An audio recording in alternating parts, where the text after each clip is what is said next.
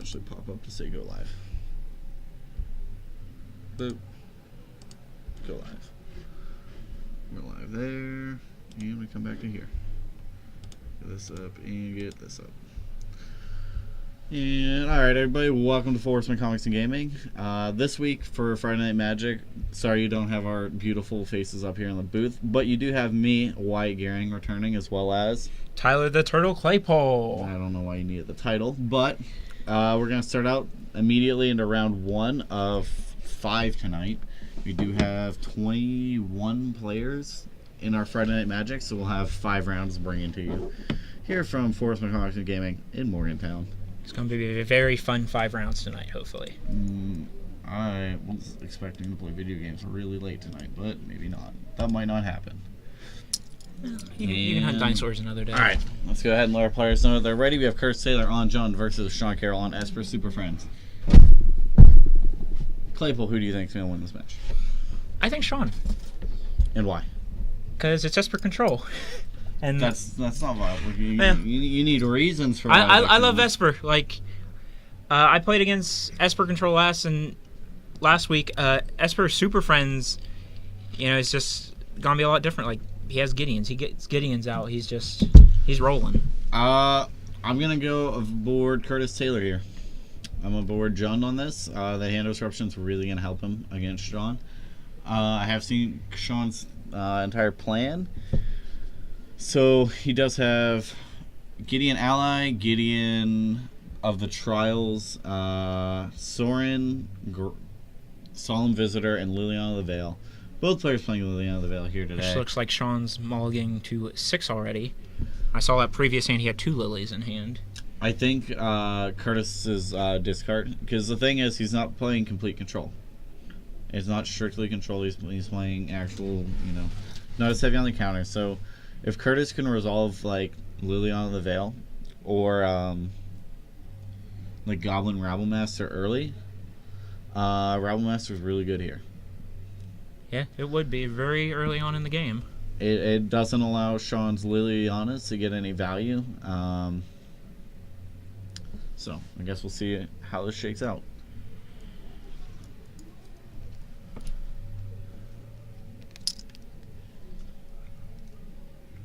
And looks like Sean's shipping that to the bottom. That's right, throw it to the bottom. He shock, Thoughtseize. Sorry, Sean out. Not at 0-0, but actually at 18. 16. Ooh, that is a lovely hand. Alright, we have... See 2 Verdants of Foothills. 2 Verdant Foothills. It looks like a Tarmogoyf Rabblemaster, a Colligun's Command, and a Thoughtseize. I think he'll take the, probably the Thoughtseize here. Probably the Rabblemaster. Unless he has some way to deal with Rabblemaster, it's a really hard for him to... Like, he has to have some sort of spot removal. I would expect to see, like, Rabblemaster go.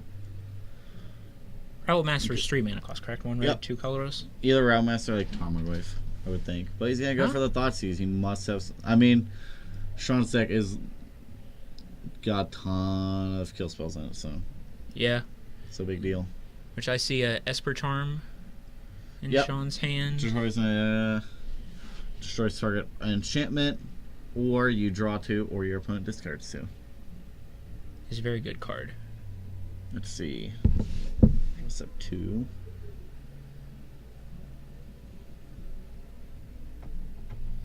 And let's see. There are 2 types right now in the yard, so when Tarmogoyf...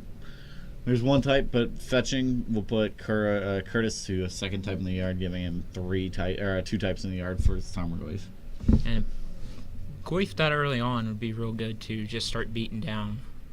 Only bad thing is Fatal Push is a card. Yep. I mean, that's why we see a steep decline in Fatal and Tarmogoyf went from $200 to $50 real quick. But 2 mana 6/7s are still pretty cool. Yeah. Looks like we'll fetch, get an Underground Tomb. Put it in play tap. Curtis dropping in 19 life. I would expect to see Tarmogoyf here. It matters what those 2 cards are there, though.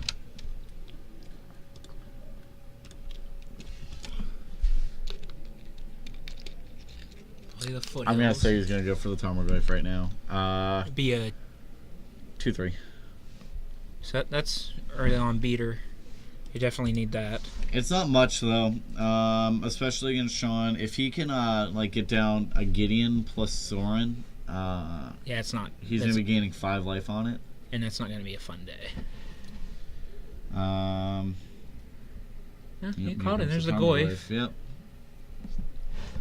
So that drops Curtis down to 16 life, 16 all for both players. Oh, I totally forgot to start the timer, so we're gonna start that now. My bad. But let's see. All right. Land 3. Let's see. He's probably gonna drop that Rabble Master next turn. Uh, Or maybe Culligan's Command. Because the Mozart Culligan's Command, you can... I don't know how deep he wants to go against the Supreme Verdict. If he runs out all his threats up against the Supreme Verdict from Sean's side, could be bad. So get in there for 2. Yeah, just get in there for 2. Hold open Culligan's Command, so if something, happens, he can buy back he can use Culligan's Command to buy back a Tarmogoyf. He can use it to make Sean discard something. But more importantly, I feel like he can use it to Esper draw. Charm. And Probably gonna Sean's draw 2. And discard? Is it discard? No, just draw 2. Oh. Pretty sure. I'm selling. It's been a while since I've played the card, and it's draw 2. Yep. That puts a 3rd type in the yard for Sean, making the Tarmogoyf now 3/4. Let's see. Sean's at 14 from that attack. Looks like he's drawing a lot of lands, though. Yeah, and sometimes that's good, sometimes that's bad, but right now He does have a Fatal Push. I just saw it. Okay, well, he's probably just waiting into the perfect time to get the Goyf. Yeah. The thing with that is, like, if he fires it off, Curtis can easily just K command buy back, like discard a card, have Sean discard a card, buy back Tarmogoyf. Yeah. And it's pretty much you wasted a Fatal Push, and you pretty much... It looks like he's gonna fire off this Culligan's Command now, probably saying discard a card and deal 2 to you. Discard a... Celestial Colonnade. Thought at first it was Glacial Fortress, but I'm half blind, so... Alright, yep. Discard and deal 2. I kind of would have liked holding onto the Culligan's Command there, because you see black, they're probably playing some Fatal Push. Then again, if he's playing if he gets it by Path of Exile, that Culligan's Command play is wasted. True. I think he'll go. I think Curtis here will play the Rabble Master after the attack.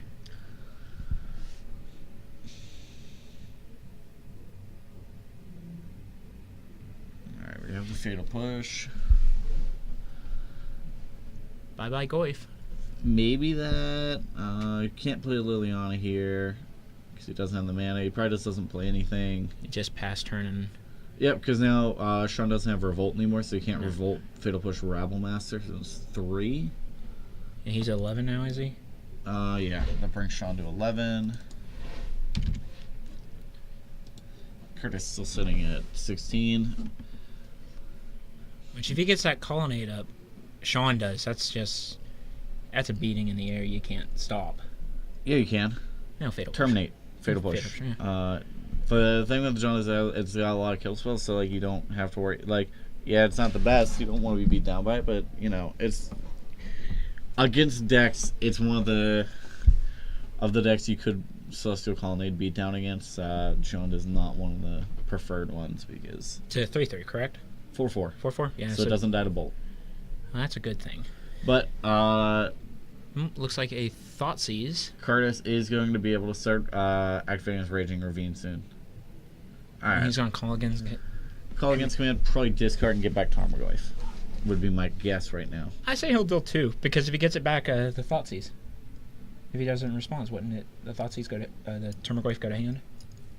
Yeah, so Tarmogoyf goes to hand, and now he has to choose on Thoughtseize what to get rid of here. The Terminate that kills the Culligan's Command, or the Terminate that kills the Colonnade, Get rid of a Tarmogoyf that's going to be a one-time threat but can die to an unrevolted Fatal Push. Or that Rabble Master. Or the Rabble Master. He's probably going to go for the Rabble Master. Yep. Yeah. Oh, he's going to read He's it. going to read it, okay. I would probably go for the Rabble Master. That Yep, seems there more it of a goes. pain in the butt to go. Yep. Yep.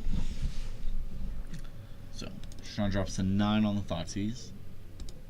Which he can get in there and start swinging. That becomes a 3/3, correct? Curtis's land? It becomes a... I do believe a 2/2, but when it attacks, it gets a 1/1 counter. So he's hitting him for 3 there if he chooses to. Let me just make sure on that. I do believe it starts at 2/2, but Raging... Should have this over here. There we go. So we can watch what's going on. It starts at a 3/3, but then becomes a 4/4 when it attacks. Yeah, that's real good. He has trample too, correct? No. No. Red and green elemental creature. When this creature attacks, put a 1/1 counter on it. It's still a land. This looks like Curtis fetched again. Fetch. Let's see. What has he got? I didn't see the last card. Neither did I. I think Curtis is at 15 now though because of the fetch. I think he got a swamp off of it. Yep. I would expect to see the Tarmogoyf again. And you can hold up that terminate if Nope. maybe. No? Nope. He just wants to attack with this. Do you have the Fatal Push? I say no. Nope. All right. Take 4. Or he's gonna wait till another turn, but Well, I would now have this probably done it Raging then, Ravine yeah. represents lethal next turn. yeah.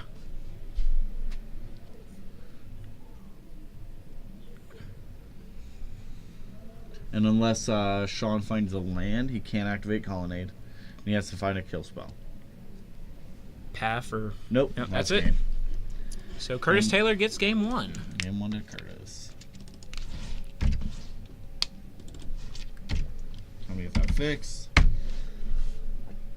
Alright, I didn't get to look at sideboards, but we're going to make the assumption here that Curtis was playing a pretty typical Jones sideboard. I'm interested to see what Sean's is. His sideboard. Probably some number of white, black, and blue cards, I would say. That'd be my guess. Because I've never seen like a deck like Sean's, like Esper Super Friends. I've never seen that. It's because Sean brews a lot for the shop, so he's always fun to have on camera here. Yes, he is. Alright, let's see. Let's see what the typical Jones sideboard is. I mean, we're gonna have probably some number of like Liliana Last Hopes, which find a Chad.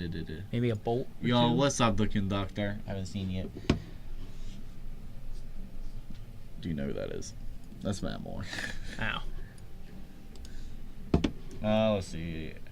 I haven't played June in a while, nor have I actually kept up with it. But oh,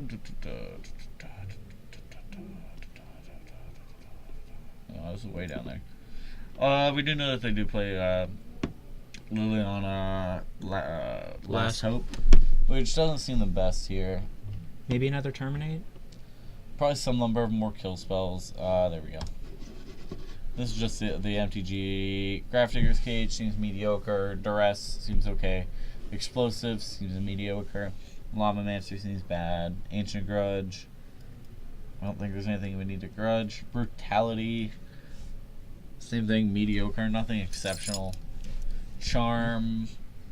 I say there's Mediocre. what's that no counter one from Return of Ravnica? That's Galgori. The what one? The one from Galgori that's can't be countered. Destroy target permanent. Abrupt Decay? Yeah. You should have those on his main board already. So wouldn't it? I don't think it's that good here. He hits the, I guess, alright, it's pretty good. It hits the Gideon of the Trials as well as the Lumion of the Veil, which are going to be 2 big threats, so like that's good. And then Fulminator maybe to take out Sean's Celestial Colonnades. That'd be a good choice there. A while ago, yeah. Last week. Who traded it in? Ira. Okay. See why. How you doing tonight, conductor? Alright, so players shuffling it for game 2. like I said, I would expect to see probably some number of Fulminator, and really, like, that's about it. I think, does Duress take, and Duress, I would expect, if he has Duresses, I would expect those to come in. Aw, dude, what are you playing now? Are you playing Dead by Daylight again, or League? I mean, I do see that that's what you usually play in. I haven't, yeah. I need to stream on my own personal account again soon, but alright, Dead by Daylight. I'm not watching any footage. So it looks like tap Godless Shrine and pass turn. Yep, and back into the action, and Blackleaf Cliffs. Alright, let's see what's coming up. Sean going Polluted Delta. And I see an Esper Charm and a Lily in his hand. Yep, that's what we got there. This could be problems later on in the game. I'm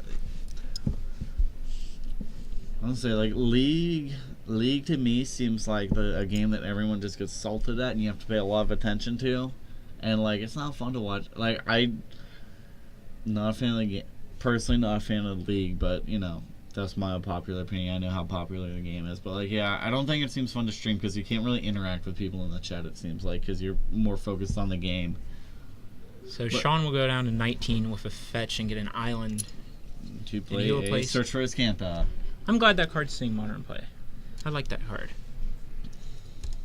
Let's see. We might see an Abrupt Decay. That's another good one to Abrupt Decay. In the late game, it's going to give Sean a ton of advantage, and it's not going to be fun. Yeah, Not going to be fun for Curtis. When I was playing Sean last week, he flipped 2 of those on me, and it was a legendary effect, but it was like, whew, it's hard to deal with. Yep. Card's great. Let's see. I say a Thoughtseize. Yep. Probably. Thoughtseize are in Inquisition, but it's a Thoughtseize. Let's see what you're working We with. got a Delta, 2 Lilies, 2 Liliana, so... And a Sorin. and an Esper Charm. Probably want to go for the Esper Charm. Taking out 1 Liliana doesn't actually do much here. Nah, yeah, 'cause he has I'd go another for one. maybe the Sorin. Why? Sorin. That's not a reason. That's my reason. That's a good enough reason. That's a terrible reason. I agree with you. The Esper Charm. I think Esper Charm's going to be the biggest threat. It's going to it definitely threatens card advantage. He has to have double Inquisition. He would have to have double, like, Thoughtseize Inquisition effect to get rid of both Lilianas. Sorin does put down a persistent threat. So, like, that could be a reasoning for Sorin, which is what it's going to be. It's a persistent threat.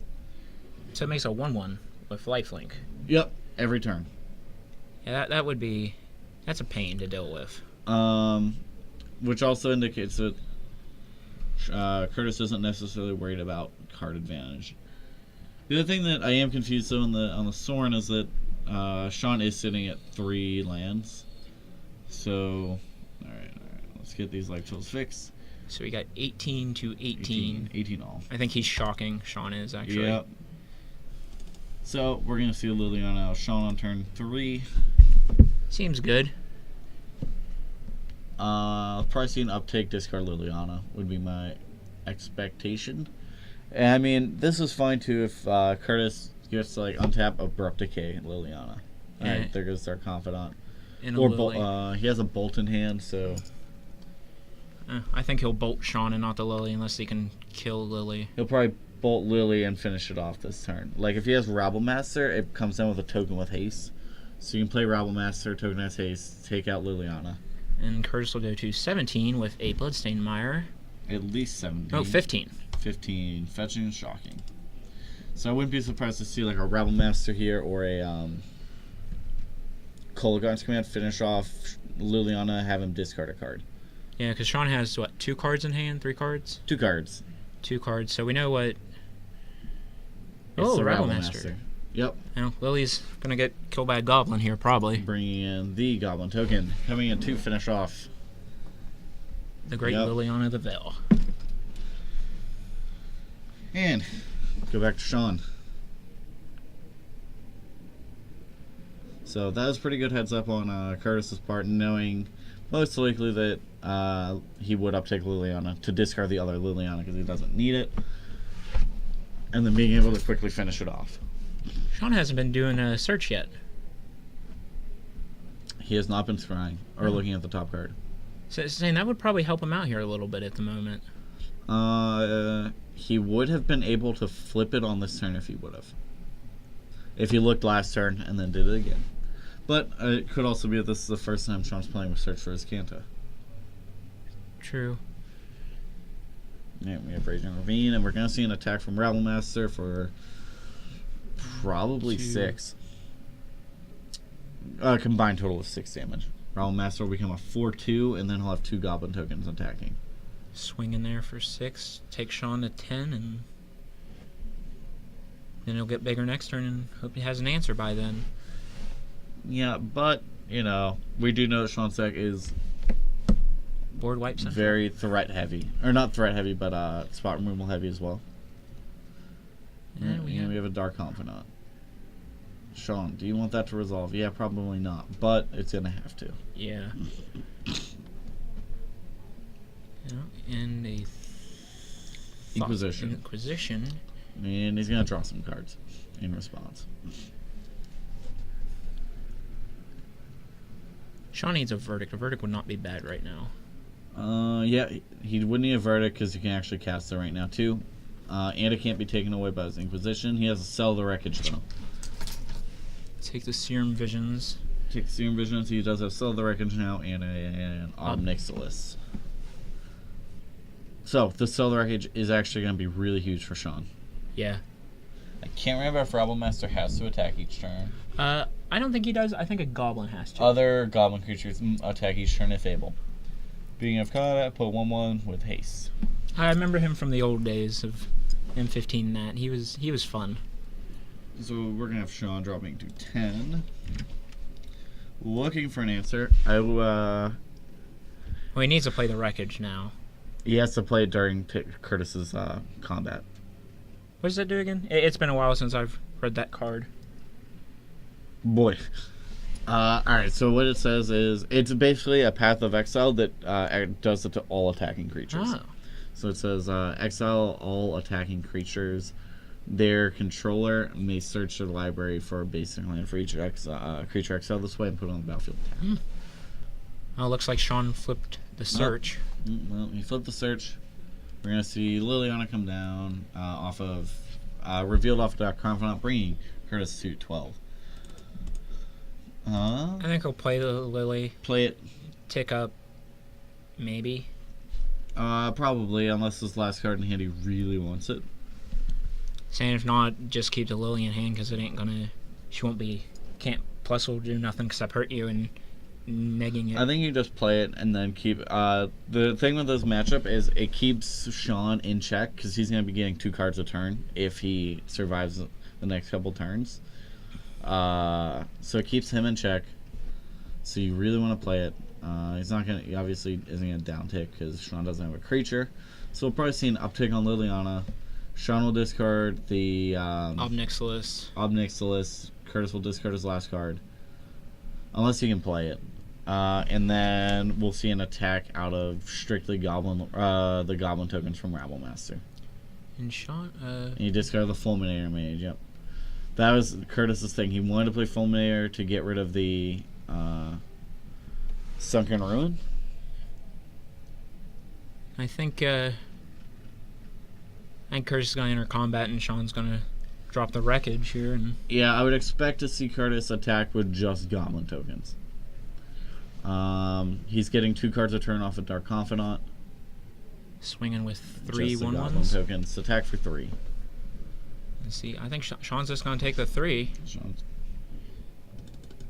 Which is fine because if he lets Curtis really get accelerating on his lands, that would be 3 more lands Curtis could get. I don't know if he plays that many basics. Probably not. So Sean will search here. Looks like a Lingering Souls and an Esper Charm and 2 lands. I couldn't catch what lands they were. Colonnades. Oh, it's a Ruined Halo. But funny enough, he cannot name Goblin on Ruined Halo. Do you know what Ruined Halo says? I do not actually. This is the new This card is for one me. that's fine. It's out of nowhere, got really expensive because of the control list really playing it. It says when it enters the battlefield, name a card. You have protection from the named card. That's no fun.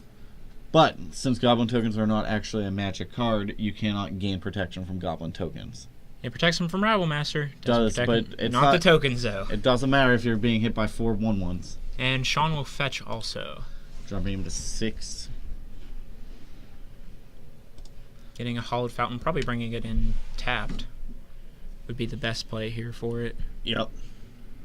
He can't afford to take more damage. If he goes to 4, that makes the 4 tokens, Route Master tokens, lethal next turn. Let's see. I would expect to see Sean possibly fire off the Esper Charm, looking for some sort of board wipe. Yeah, If he doesn't have another land, though. He Yeah. does need another land for it. And does he have triple white source? He does have triple white source, so he'd be able to.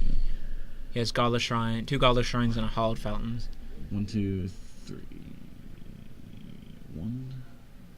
Yeah, so he would be able to, if he found a land, Supreme Verdict would be able to do that. Which is going to be best bet here, or Damnation. He also has Damnation in his deck. And I think he's just going to pass the turn and wait till Curse attacks with the Wreckage. Well, when With Curse the attacks tokens? Yeah, Yep. and Sean's going to drop the Wreckage probably on this turn. Yeah, it really restricts him because then he dies to a lightning bolt if he doesn't. And we know that Curtis's deck does play 4 copies of bolt. Probably 3, 4.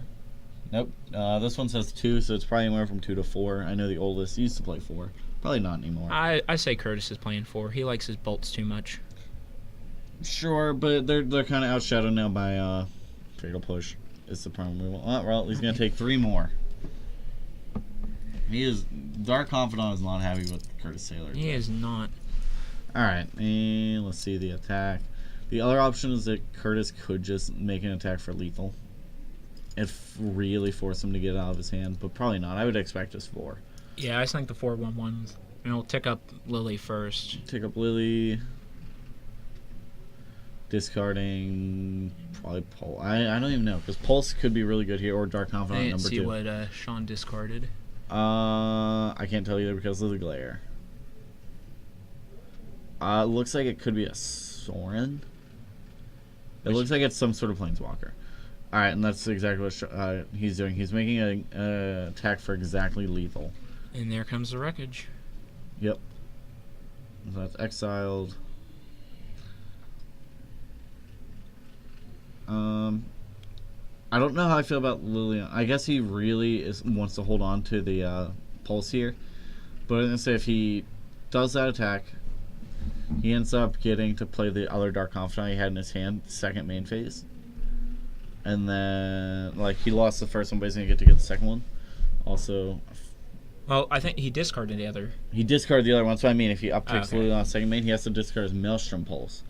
But he gets to play another Dark Confidant, which maybe he probably doesn't have priority of Dark Confidant right now because of And Sean is fetching again? Oh, he's looking for that's his just him graveyard. looking at his graveyard. So now Sean is in actually a pretty good position. I can't recall. No, Sean's at 6 still. I thought the die said 5. Sean drew a Flooded Strand. That's not what he needs right now. Let's see. Is that his only card in hand? Esper Charm. Okay. So he's probably would expect him to go for the Esper Charm here and try to draw into a removal for his Rabble Master. Saying he needs a path, but if he Esper Charm's good at Fatal Push, he can play land and fetch. I think he will Esper Charm here. Setting his lands up for it anyway, at least. Trying to figure out how he needs to do it. Setting aside basics versus non-basics. 4 mana. What is this? Oh, he's gonna. Can't. I see path. Yeah, there's a path there. Can't see what else. Looks like a souls, Maybe. but he'll have to take path here so he can deal with a Rabble Master. But like I said, this is where the Azcanta is going to be really important for Sean. Now that he's kind of stabilizing, the Azcanta is going to be huge for him. But he also Sean can't let Curtis go into his next combat, otherwise he has a token. So I'd expect to see him to pull off the path during his either during his main phase or during Curtis's upkeep and during the main phase. Well, if Curtis, the Rabble Master wouldn't went, Curtis would have had lethal next turn. What do you mean? The land. Yeah. It's back there hiding, but he would have had lethal. Yeah, he still has. Yeah. He still got 4 to attack with this turn. I don't think he's gonna miss it. I think he's going to activate the land this turn and. Yep, it makes a swing it in bolt lethal too now. And Which he may have a bolt. We don't know what that other card is. see an attack. We'll see if Sean has another kill spell for this though. Doesn't look like it. Looks like Sean's gonna drop to 2 Curtis will play another one of them. Tick up Lily. and discard this. Esper Charm. And Sean will go to 1 with the fetch. You're dead at 2. You're dead at 1 here. Can't shock it in either. Nope, you don't have 2 left to pay. Is that a Blood Baron in there? That is a Blood Baron. Ooh, haven't seen him in a while. He played it the other week against Grixis Shadow, and it was glorious. I'd like to see that. And I think we're at a point now where Sean's just searching for answers. He would have to find double kill spells here. Which is not likely. Well, he still has the search, so, He still has search. and the draw for turn, so see what he drew.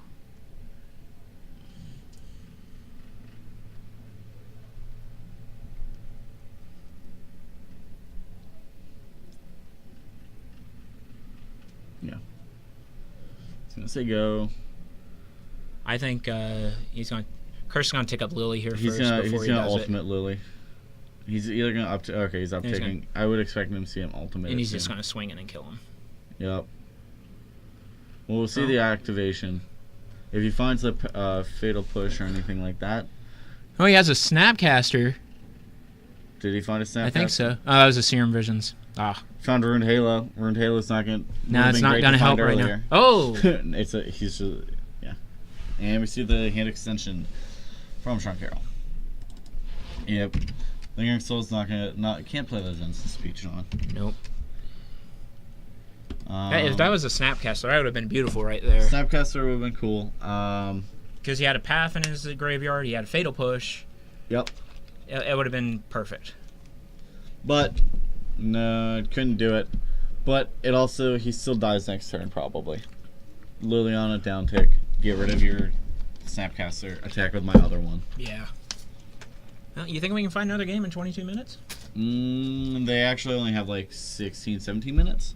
So we're going to go see how many matches are still going on downstairs. We probably do have the illustrious Lantern Control Mirror match still going on downstairs.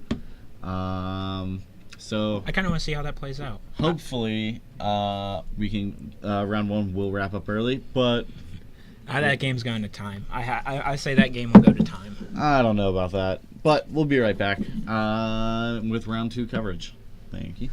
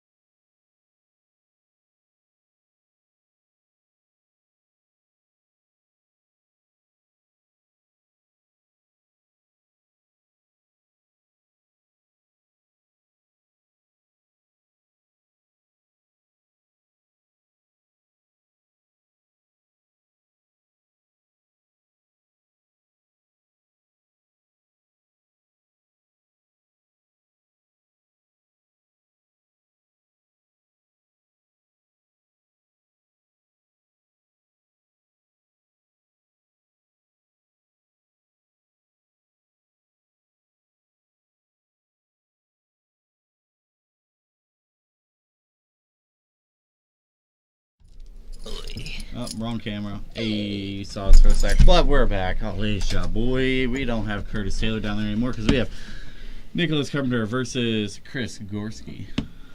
Let's get those names fixed. And we've already discussed this off camera. But, Playable, who do you think is his favorite here? Chris Gorski. Yeah, me too. I definitely think Chris Gorski on humans is going to be very favored over Nicholas Carpenter on Merfolk, the Fated Tribal matchup. Yeah, you all heard that right, people. I'm going against Merfolk. Well, rest in peace, Fish. Manus Rider's just too good. I wouldn't even say Manus Rider. They just do a lot of the similar stuff and just quicker. I know. See, when I was Fixing stuff. played against Chris 2 weeks ago, that's all I had. He dropped like 3 of those on me every game, and I'm like, ew, I can't beat it. Nobody can beat 3 Manus Riders in a row unless you have a Maelstrom Pulse before you're dead. Round 2 of 5. Player 1 ranker. They have both won round 1. So we have 1-0-0 and 1-0-0. And let's go ahead, and it looks like we're going to start with Nicholas Carpenter on a mulligan. Chris Gorski, what's he doing? He's probably keeping. Yeah. I saw Nick Carpenter's hand. It was 1 island, I think. If he had a vial, I would have said probably keep it, but... Unless he's on the draw here. If you have 1 land and a vial on the draw, you probably don't want that. You need to be equally just as explosive to be able to keep up. Did have a very explosive hand, though, if he had lands. He had, like, I saw 3 Lord of Atlantis in hand. And that can do damage. Let's see, we have double island at least. Let's see, 3 islands. See a master. And we're going to see a Scry. He's going to keep it. And Carpenter's on the play. Possibly. leave it on top. Yeah. Looks like it. He's going to go island into pass. And we see what's in his hand. I say he'll play the unclaimed territory. He does have a here. meddling mage, so he's going to go unclaimed territory. Probably naming illusion.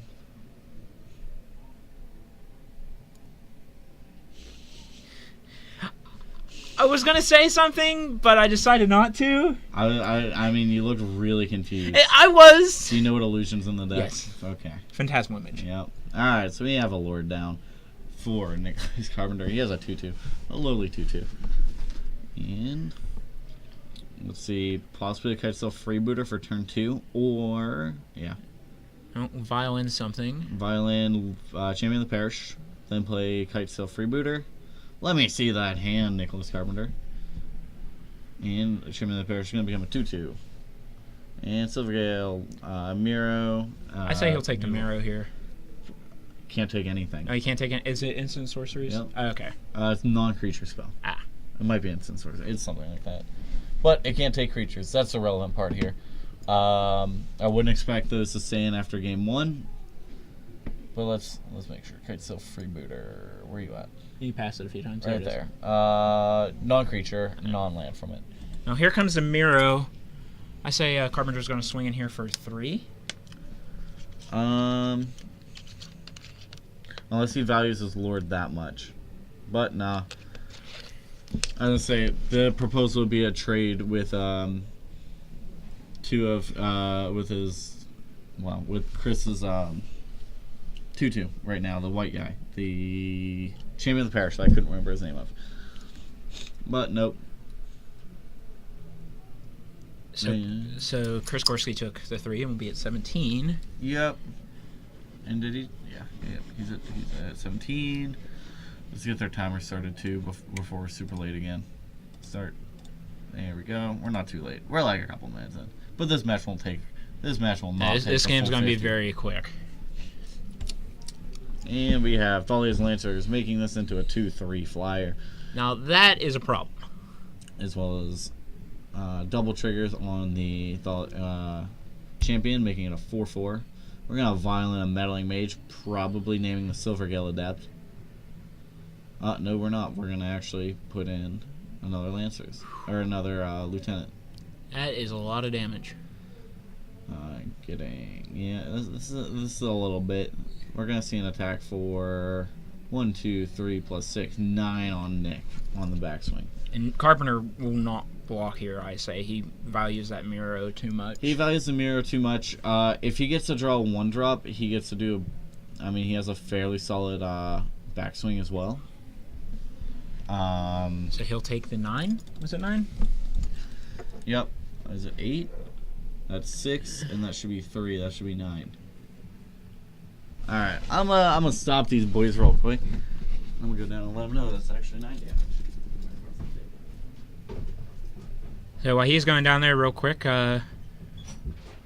pretty much not much going on here. Wait till he comes back and let them know the damage. Carpenter will play an island for the turn.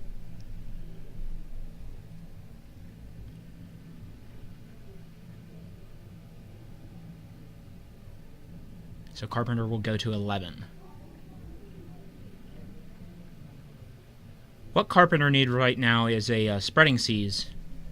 Play that Lord of Atlantis in hand. He's swinging in 8 damage here, which would be pretty good.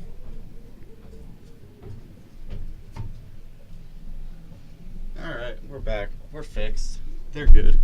So Carpenter, he has a Lord. If he gets a Spreading Seas, swinging in for 8 damage. If he has a redraw, no, he's fine here. If he has Silvergale and a Lord, he can Silvergale, tap down 1 threat, and then play the Lord, tap down the other threat, and then get an attack in for 8. But it doesn't really help him whenever he's facing down lethal on backswing. Yeah, no. Well, you'd have the 2 blockers, the Gil and the Lord. Which the Gil will be a 5/4? Silvergale has 3 buffs on it, so yeah, it'd be a 5/4. And the Lord will be a 4/4. So that can take some damage away, but it takes your guys down a little bit too. It remedies the problem, but Revealing Lord of Atlantis. Yep, trigger on Amir Reedry, tap down Gathalia's Lieutenant. Draw. I'm gonna draw a card. Looks You like can a vial. That's never good. I've had that done. It is very horrible this late in the game. Yep, that's a vial. And he's probably gonna play the other Lord, tap down the other guy. Swinging for 8. Yeah, he's not gonna be good on the defensive deck here, but Chris Gorski just has lethal next turn. Yeah. But if he leaves open the 2 blockers,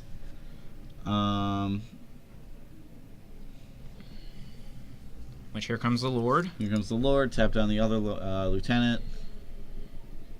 I would expect the attack for 8 here, and then let's see, don't miss this. Trying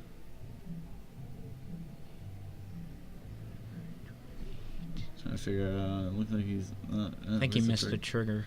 Did miss the trigger. Oh, maybe is he? All right, let's see. First thing I all right. I'm already gonna lose this game. Yeah, he's. He's gonna untap his Mutavault maybe. He does have a land in hand. Untap Mutavault, play the land, activate Mutavault.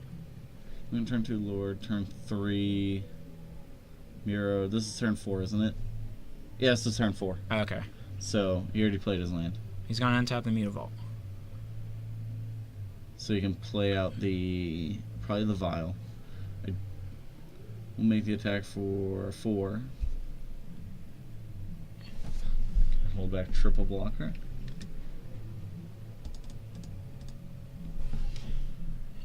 And he's just gonna take the 4. And there's the vial. Yep, I would have liked possibly, like you had said, the attack for 8 here. Then you have 2 guys back.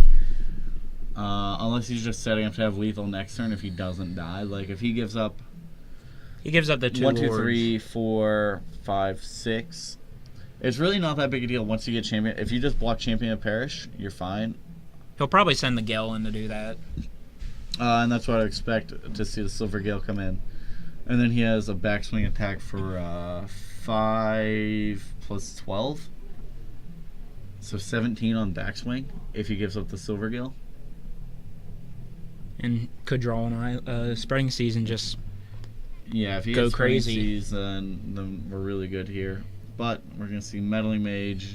probably naming Spreading Seas here. I would expect Spreading Seas, but we don't know because we don't have this information. But I am not sure how relevant it's going to be.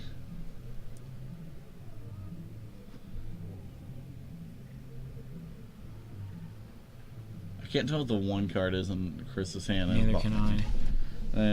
Is this He's gonna violin something.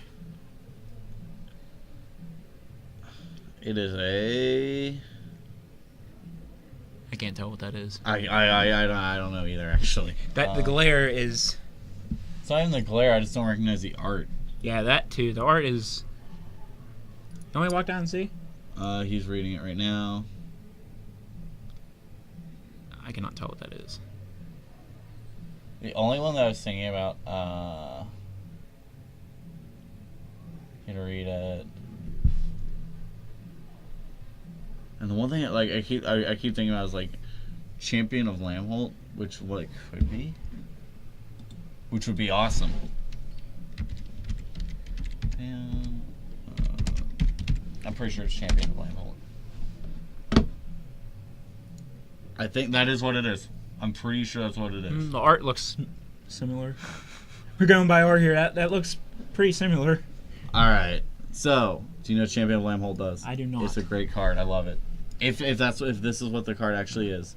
It's possible it isn't. But Champion of Lamholt is a 3-drop human warrior, which would be weird. It ain't then because it's so it's. He violed it on 2, which is what's So weird. it's not that then. Oh no, and it has the it's a newer card because it has the sticker on Ah. it. But Champion of Lamholt, I've always wondered why they don't have it in actually humans. It is a 3-drop human warrior. Creature with power less than Champion of Lamholt's power can't block creatures you control. And whenever another creature has a battlefield under your control, put 1 counter on Champion of Lamholt. That is a lot of damage there. But I would expect the reasoning just simply being you don't need it. You're already big enough as it is. So. Yeah. Can't be a Necromancer. Alright, No. I'll go find out what that card is after. It's gonna bug us until we find out. That is a lot of damage. That is 8 plus 3, so 11 plus 5 more, 16. Oh, he's gonna You can throw the Silver Gill away. take the 3 from the freebooter. I mean, he has to. Yeah. But that's what I mean. I wouldn't be surprised just to see him throw away the Silver Gill. That gives him the only out to winning. Giving away Lords doesn't actually help him at all here. Unless he wants to just like propose a trade. He could do a trade for the champion, but like I don't think I that's wouldn't a trade profitable it. block. I would just block with the Silver Gal. Yeah, I just throw the Silver Gill in front. Take the rest of the damage and be like, okay, now let's see if I can win on the backswing. The rest of the damage is 6 and 5. Oh, he will double block probably here.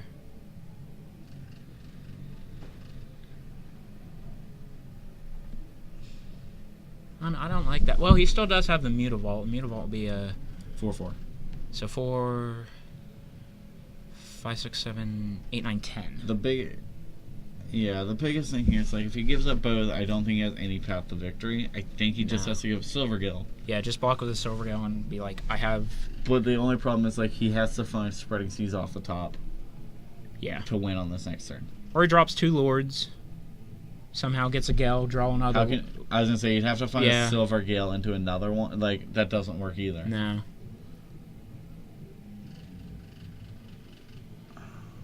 All right, we're gonna see. I don't- Giving I up a don't- bunch of Lords I to don't, make I don't know trades. about that. I don't like that.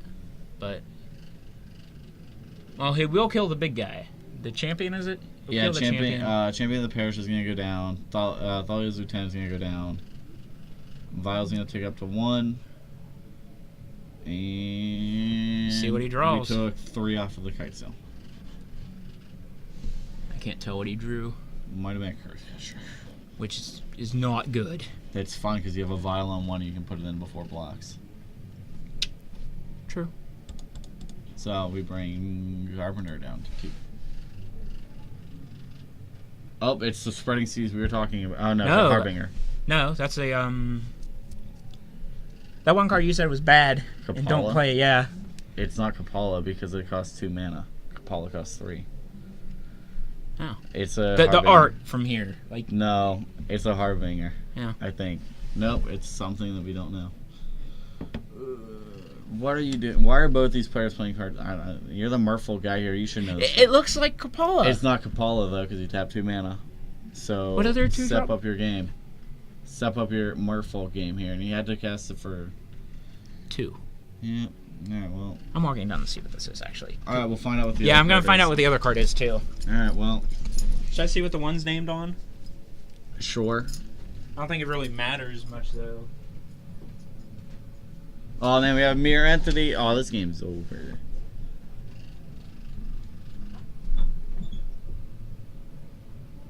Oh man, I support everything that this deck's doing. And that's not Mirror Entity. What is everything going on right now? It could be Mirror Entity. Could be a commander version of Mirror Entity. I wish Archamar had better quality. I could see these cards in stunning 1080p HD, but no. Despite the fact that our webcam is 1080p, we could. Let me see. Give me one sec. Scream might go black. Alright, it didn't go black. Scream might go black. Alright, it went black. Alright, we're back. We're gonna play around here and see if we can get better quality. So, the one card we've been guessing is Dire Fleet Poisoner. Okay. And that is Kapala. Mirror Retreat trigger. Oh, okay. And the Meddling Mage did name Spreading Seas. Okay.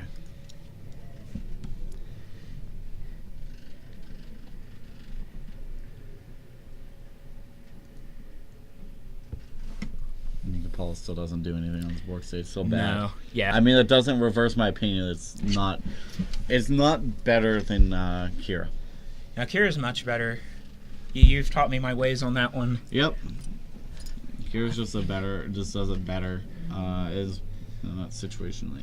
So I say he'll sideboard that out in game 2. Was there one card in hand we didn't know? I feel like we knew the last card in his hand. His? Yeah. Think of it as another vial? No, he didn't have 2 vials. No. I don't know then. I guess we'll see if he vials anything or not.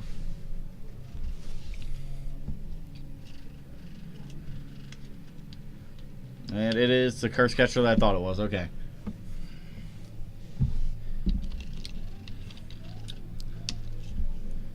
Alright, so what does a Direfleet Poisoner do?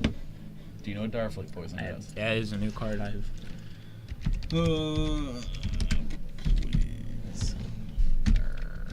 Alright, what do you do, Direfleet Poisoner? Tell me. Images. Is a... Oh, actually, I knew what this does. Flash dot touch. When Direfleet Poisoner is battlefield, target attacking pirate you control gets +1/+1. Gains Death Touch until the end of turn. So it's basically a flash guy that can. It's a Death Touch guy that can block easily.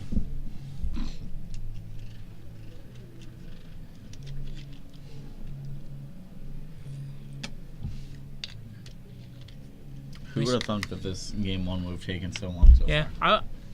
Our timer's stopped, by the way. I know. It's actually... Let's hit this refresh button. We actually still have 35 minutes. But, So he still has a Mutavault, actually. He'll use a Mutavault for a blocker here. yep. Mutavault's going to be a 3/3, so it's not going to... It's going to just chump and really die. I would expect him to throw Curse Catcher instead of the 2/2 in front of the 2/2 with Death Touch.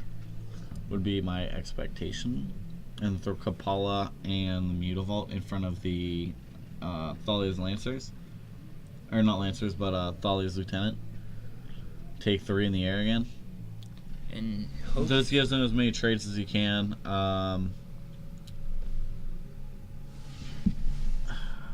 But no matter what, it is not looking good for Nick. It is not. Especially you can't get Spreading Seas, so he'll do that there and block there. Yep. Make the trades. Take 3.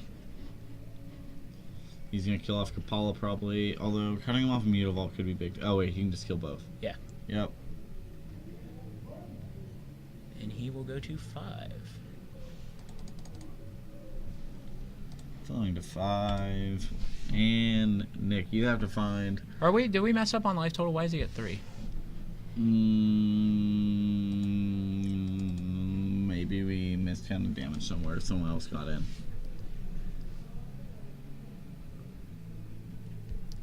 Like the fact that this... Oh, it looks like he'd let this through.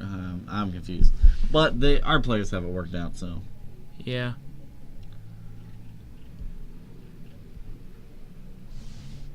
Wouldn't the pirate trade with the Curse Catcher? Both I- 2/2s, aren't They they? should be. Let me go find that one out. It doesn't. It doesn't matter. His Manus matter. Rider This just one- kills him there. Yeah, even if it doesn't, then the Manus Rider plus Freebooter in the air, like those are just lethal attacks. Yeah. And like There you there, go. there There we you go. go. He has vigilance. We're gonna make the attack. That's We're gonna it. see the concession. So I think Carpenter's going to bring in Echoing Truth. I'm not a fan of it actually here. I mean, it's okay. It stems the bleeding. The only thing is, Echoing Truth is gonna be a lot better for. So what's that? Gorski has a lot of cards. He's gonna have a bunch of one-ups on the field that just work really well together. Where Echoing Truth doesn't excel there. Echoing Truth is gonna be great if you have a ton. Like, we saw double Lieutenant, which is gonna be nice, but you don't want him to bounce Thalia's Lieutenant back to his hand. A lot of the cards you don't want him to bounce back to his hand here. So Carpenter's only taking out 3 cards?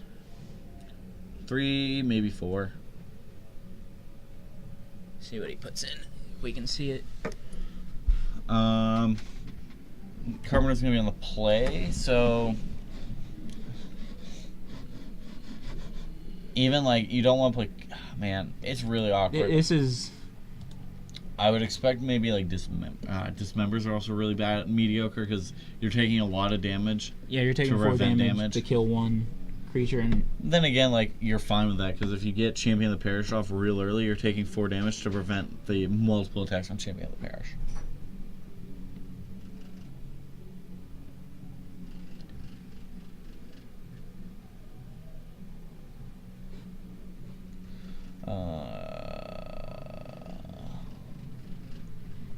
We don't want blue green merfolk. Where's mono blue? it is went to the past, apparently. Well, hey, whatever. There, right there. You're not helping me. There it is. Alright, right next to the clicker. Alright, this is still the same kind of. We wouldn't see Relic. I mean, I wouldn't be surprised if Echoing Truth comes in. It's just not what you want to be doing. He is playing in the gates. I can verify that. I would expect Ceremonious Rejection, though. Yeah, turn maybe 1 on a a- vial. But I mean, that's the only time you get it, so, like, Other I than still that, don't like it. yeah, other than that, the card's dead. Yes, like, potentially a Ceremonious, but most likely Echoing Truths. There's really not much he can... That's just his only thing we can say is sideboard's a little bit different. Yeah, I mean, this is just like the most recent tier 1, so yeah, it's not looking good no matter what. This matchup just seems really abysmal for Merfolk. There aren't a ton of matches that really, like, a lot of the fair creature decks and whatnot, like the aggressive creature decks, like not many can go head to head against humans. The best one, honestly, is elves, because you actually just have, human mainboard doesn't have any way to really interact with elves aside from their freebooters where they can get companies and court of callings. But if they don't have freebooter, elves can just, or if, like, sometimes one freebooter doesn't do the job, elves just can turn 3 combo off and win. Same with Abzan Company. Not even out of nowhere. Like, if you don't disrupt the decks, they can win on turn 3, turn 4 pretty easily.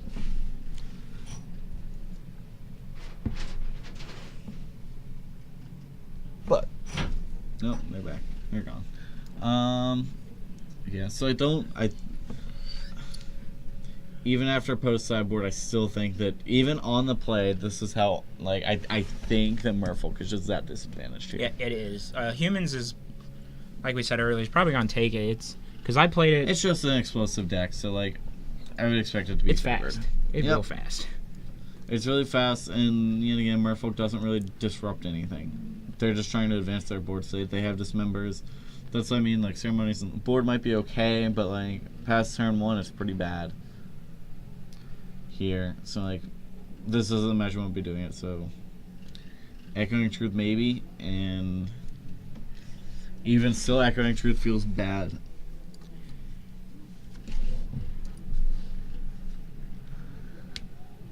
I say Carpenter's gonna do turn 1 vial. I mean, if you're lucky, you're having turn 1 Vial. Let's see an island, a lord. I see Curse creatures and Catcher. spells. Creatures, spells, 2 lands. It's not bad with Merfolk 2 lands. It's not the explosive hand that I think Nick would be wanting to look for. Like, he's probably gonna keep it, but reluctantly. Yeah, he'll keep it. We go Island Pass. Island Pass, probably turn 2 Lord, turn 3 Lord.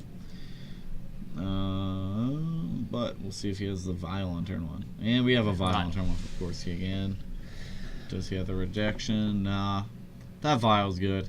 Yeah, Not really, but You know, he drew an Echoing Truth. Island Lord of Atlantis? potentially. Or Master of the Pearl Triangle. One of the two. Or time. I was gonna say probably that, or time walk your opponent. He just played a land and has some bounce of Vial back, so he's not gonna get to play 2 things this turn.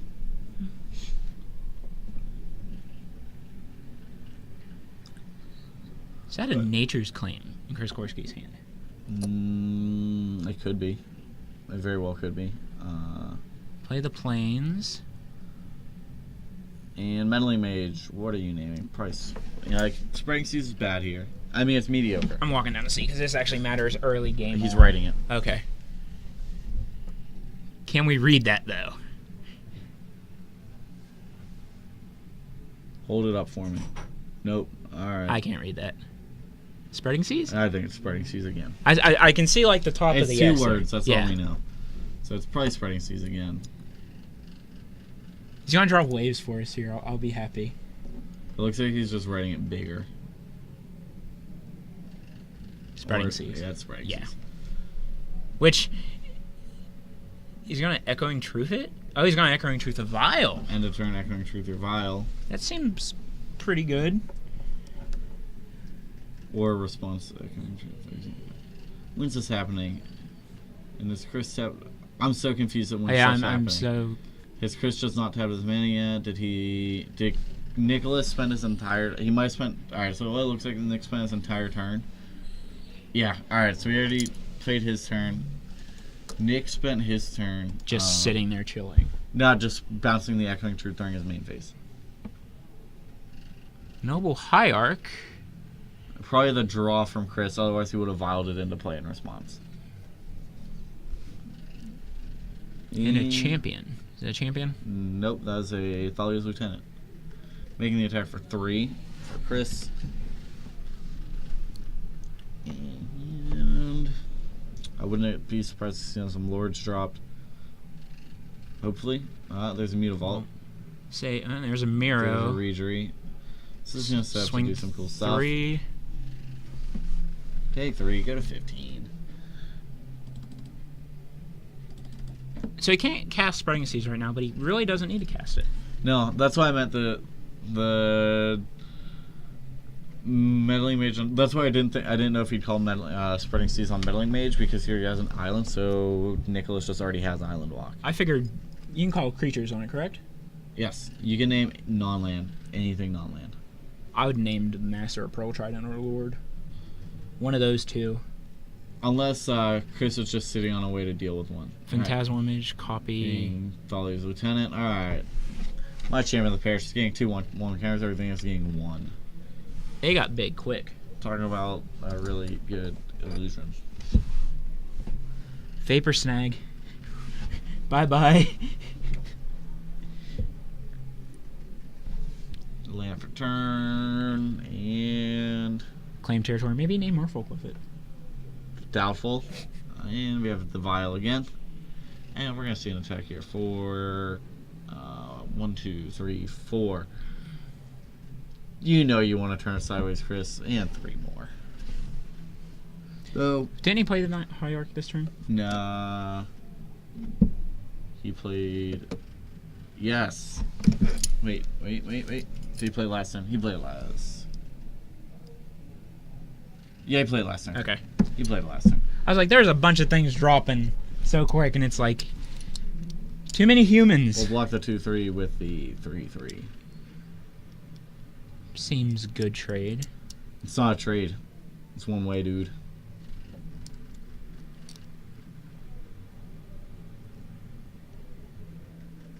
So, Alright. And I what think he do we drew got? another Echoing Truth. Yeah. Another Miro. Miro trigger. Tap down. Hey! It's sacrifice. Get out of here, Police Lieutenant. Make the attack 4 unblockable. Dropping him to 11. We might see Nicholas Carpenter making the comeback. Fighting the fair fight. This is really not that fair if it's undisrupted. No. But fighting the good fight. Saying he... Mono Blue Boys versus... Korsky, I think, has to kill him Boys. this turn. Yeah, he's facing lethal next turn for sure. It's 8 plus 5. And he's got 13 on board right now as it sits. Unblockable. So he has to kill him this turn, or kill the Lord. A Lord. Well, you want the Lord you want gone here is Lord of Atlantis. Yep. But how much damage does he have on board? 4, 7. He does have lethal on board. 10 on board. 11 on board. So he does have lethal, which means Nick will have to give up a blocker. I wouldn't be surprised if Nick does get Lord of Atlantis here. Double Mirror Reader, he's going to let him empty his hand and tap down his opponent. Yeah. And it's not a lethal attack. Oh. He does have... I What's would his just vial take on? it. That would... Oh, there we go. There we okay. Now it's a problem. it could have been lethal if he vialed in a threat. Vialed in a one-drop thing, and then it becomes... exactsies. It becomes exactly 9. What do we have? Lieutenant becomes a 4. 5/5, and then that is a 4/4. Right now we have 11. 11 damage coming in. I do believe 11. 4, 8, yeah, 11. Right now we're sitting 11 damage across the table. And like I said, if he vialed in a 1-drop before the champion attack, it would have been exactly 9. So Nick obviously would have to be aware of that, but let's see what he does. I'd expect. My guess is that the Lord of Atlantis is going to get in front of the biggest guy. Either the biggest guy or... No, he'll get in front of the champion. If he gets in front of champion of Parish, he vials in a 1/1, he dies. So he probably has to get it in front of the lieutenant. Probably in front of the lieutenant. Yep. Uh-oh. Yeah. Yeah, it's good. Blocks are good. So Carpenter will take 4? No, he's going to take 7. Okay. Go to... I thought it was 7.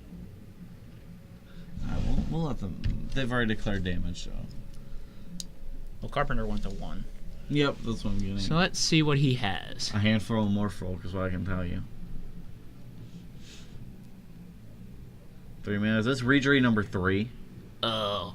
Amazing. Oh! Amazing. This The fair fight. plays a Silverkill. Tap your vial. Alright. Activate Mutavault. And go big. So we got 5, 6, 7, 8, 9, 10, 11, 12, 13 damage. Yep. And no blockers, and we're going to game 3. Hey. Question is, did he top deck that? I don't think it mattered.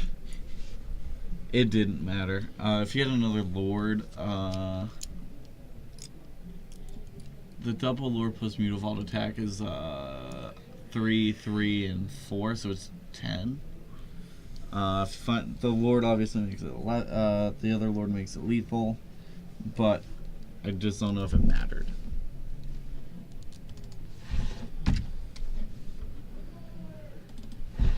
Yeah, I don't think it totally mattered there because the top deck I think is wild when you consider the fact that Nicholas is playing 12 Lords in the deck, and whether he's playing Phantasmal Image or not. I don't believe he is. I was gonna say if he's not playing Phantasmal Image, then if he's playing Phantasmal Image, then he can have up to 16. I think he's just like traditional mono blue, no Phantasmal Image, because me and him played test last week. I'm all aboard the super aggressive, play 4 Phantasmal Image and have 16 Lords in your deck. Keep it low to the ground. Put some green in there, you're going to have another Lord. You don't need 20 Lords on a deck. That also means that 20 cards in your deck cost more than 2 mana. 2 mana or more. For a deck that you want to be aggressive with. So, I think 16 lords is more than enough. So say Chris Gorski, turn 1 Vial. It's happened every game. Again. Maybe we'll just have where the person on the draw always has the vial for turn 1.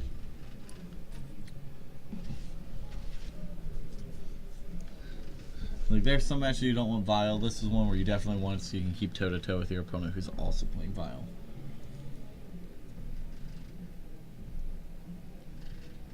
And it's kind of rough because if Nick had more reactive spells on his board, you could probably board them out when you're on the draw. Board some number of vial out, like 1, maybe probably like 1 or 2, because it's not the best card to have when you're on the draw. It is not. So I'm actually surprised this went to game 3. No, you know, Triple Reedry does that. But we'll see in 4, 5, 6, and 7. And let's see what we got. Lord, land, Lord. Alright, I see a bunch of lords. I see a Phantasmal Image. That's about it on Chris Gorski's hand. It looks like we have double Master of Pearl Trident, a Cavern of Souls, a basic island, unless that's a Mutavault. I see an island. I think there's a Mutable in there too. I think there's triple Master of the Pearl Trident. I think there's a Master Waves also. I don't know. We'll see what we've got here. And we have Phantasmal Image for sure over on Chris's side. Oh, Nick, you're not on the play this time. Oh, pre-game effect. Gemstone Cavern is what he's got. Oh. Do you know what that card does? I love it. It has been a while, isn't it? Oh my god. Let me get the air horn out because that card is great. And y'all should respect it and play it more. Cavern Souls naming humans, playing... Give me a sec versus air horn. Alright, so what Gemstone Cavern says, turn 1 Lord on Nicholas Carpenter's side. So, what Gemstone Cavern says is, if Gemstone Caverns is in your opening hand and you're not going first, you may remove a card from your hand from the game or discard it. It's one of the two. Irrelevant. I think it's remove it. And start the game with Gemstone Cavern into play with a luck counter. And that says, tap to add 1 mana of any color to your pool as long as it has a luck counter on it. Allowing him to have turn 1 Lord of Atlantis. But this is kind of Chris Christie has turn 2 Mirran Crusader, which doesn't seem that great here, considering Nick has no blue or not blue, but no green or black threats. So we got all the hype out. I'm really excited. That was great. I'm glad that Nick is playing this on his list. I had seen a couple. I'd actually seen lists. I was gonna play this whenever I was gonna play Merfolk. I actually had the Gemstone Cavern to play in here. Here we go. Turn 2 Lord again.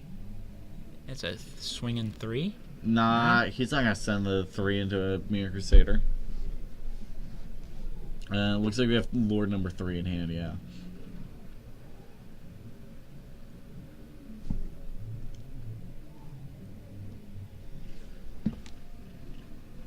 So unclaimed territories, probably naming humans. Although I just want to make sure that Gemstone Cavern is. For some reason, I thought you had a discard.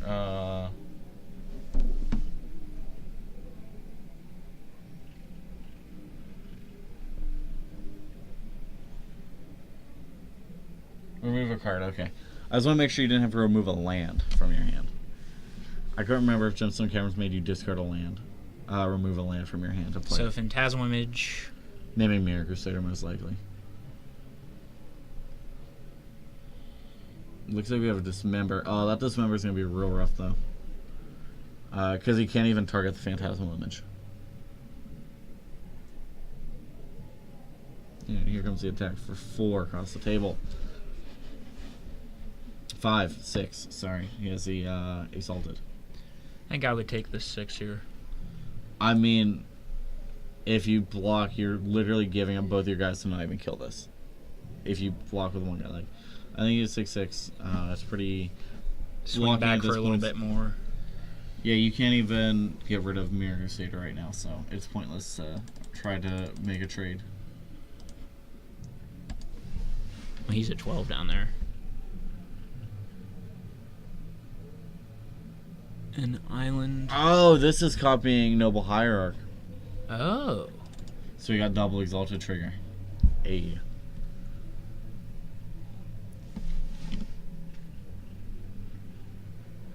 I mean, that's fine if you're going to make attacks for 8. Yeah. This also means since Gemstone Cavern can tap for any mana, he can tap it for black and only have to pay 2 life on the Dismember. But I think we would expect him to want to get more value out of stuff, so I wouldn't be surprised to see like play a Lord and then kill off a something. Probably casting another Lord here. Yeah, we did see. Yeah, he did have another Lord of Atlantis in his hand, or not Lord of Atlantis, but Master of the Pearl Trident. So let's see, 2 mana, probably a Master.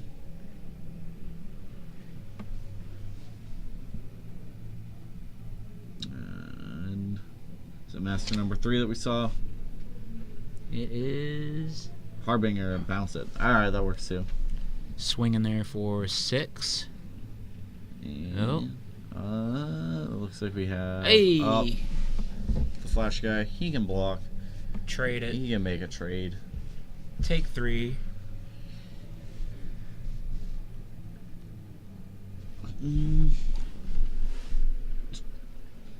I would have maybe expected to see Carpenter fire off the Dismember so he didn't give up a Lord there too. But it could also be that he puts priority on it where if he dismembers, he goes to 8, and then it just makes Smear Crusader with an Exalted Trigger lethal. Yeah. I think that was the right call how he did it, mostly. No, someone big's coming. It's a Crusader again.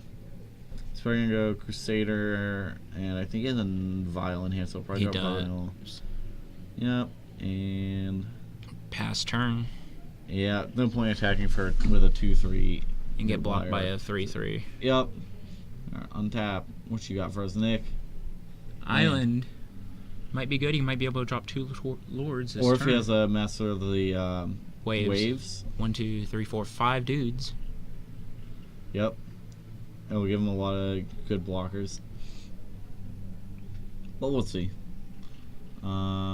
Like I said, I think I saw another Master of the Pearl Trident still. I'm pretty sure he still has it in his hand, so I wouldn't be surprised to see him play that. I think he's counting up damage here.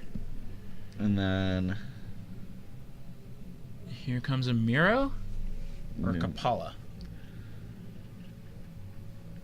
I would expect probably Mirror Retreat would be my guess.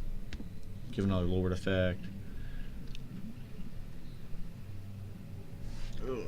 Nick, what are you doing? Quit teasing us. Stop it, please. Potentially Mirror Retreat. What do we got though? We got Mirror Retreat or Kapala. Those are the 2 we got.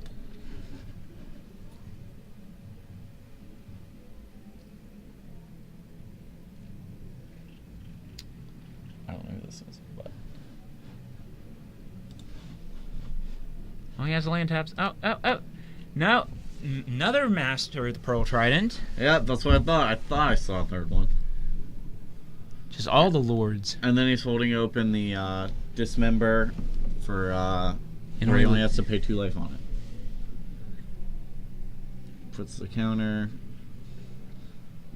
He has a Phantasmal Image and a white card. Can't see what the white card is. It's probably Lieutenant. I'm pretty sure it's a Thalia's Lieutenant.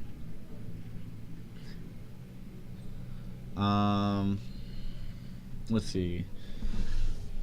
It's looking, honestly, this I didn't think this Crusader was gonna do so much, but this Crusader is actually a huge wall for Nicholas right now. It It is. means he has to always throw up a blocker, and he can't kill it with a Dismember in hand.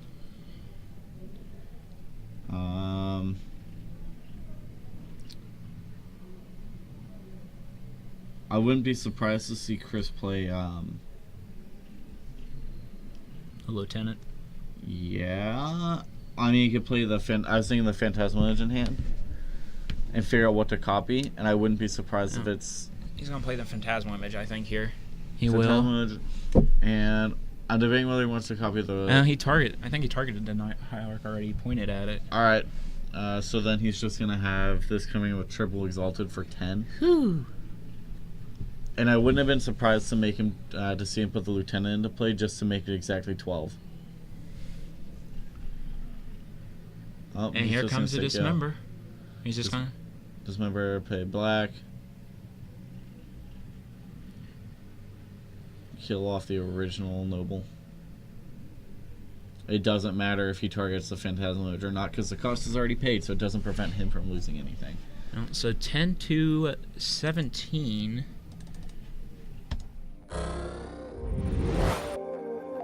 We're back.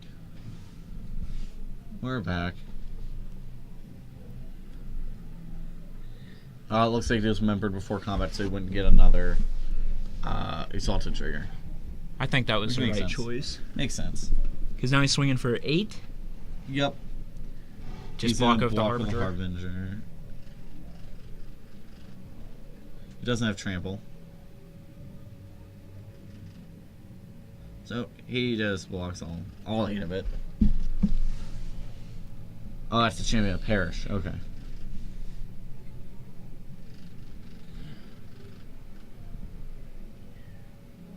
I saw a Mutavault off the draw. Looked like it. Mutavault. Life returned. What? What's your last card? Is it a Reejerey? Yep. Looks like it's a Reejerey is his last card in hand.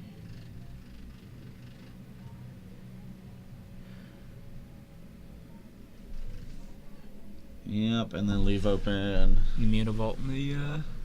Yep, so he has a block there. So he has a 5/5 Mutavault that he can block stuff with. 5/5 Mutavaults and will a bunch pass. of 4/4s. I wouldn't be surprised if Chris were to draw like an island here. He just never plays it. Yeah, I mean, he didn't, but if he did, I would expect him to Yeah, just I not would have play been it. like, no. Let's see. Still interesting because what is that card? I cannot tell. Yeah, it's white. Let's see. He's got 8, 9. Oh, it's an Oblivion ring, Ooh. or it's a Fiend Hunter. It's a Fiend Hunter. Okay. Swinging for 8 again. Yep.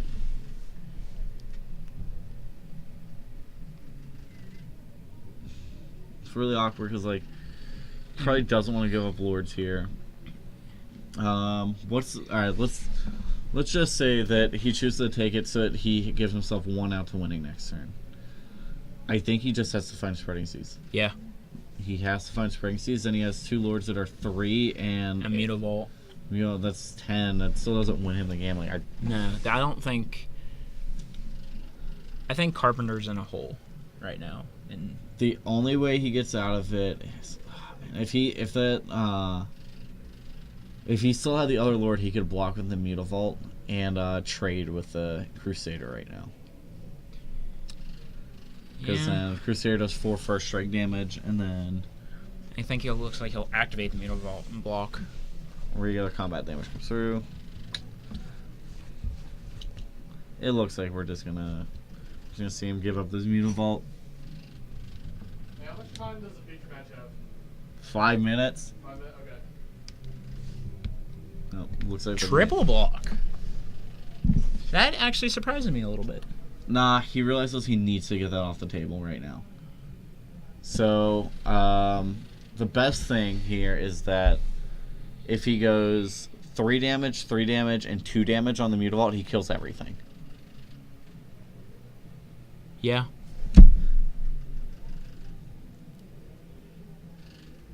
Actually, you can go 3-2-2. Like, that's the thing. It was like everything. So that'll die. Actually, no. First strike damage happens. That dies. They go to regular combat damage. And so the Mutavault's now a 3/3. It's not 3-3, and that still kills it. But like, that's interesting the way it works. Is there any way that Nick gets out of? or that Chris can make the block and actually does not lose anything. It doesn't look like it. First strike damage is going to do 4 damage if I choose, so he's going to go like just kill everything. Yeah. I think Carpenter's just. I support the decision. That's the only way he has to win because right now he drew a cavern. I think it's over right there.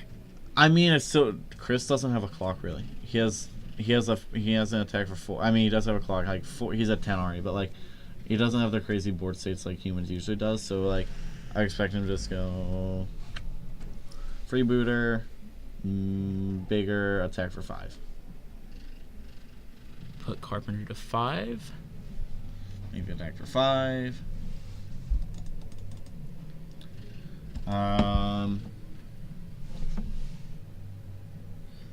think he drew a dismember. No, Kapala. Yep. Now we're at the. Yeah, I think it's it. I wouldn't even expect Chris to get in with the go in with the champion. I expect him just to send in the. So you get a redraw. Yep, redraw. Meddling Mage. But I'd expect him just to attack for 3. Take him to 2, give him another turn. Yep.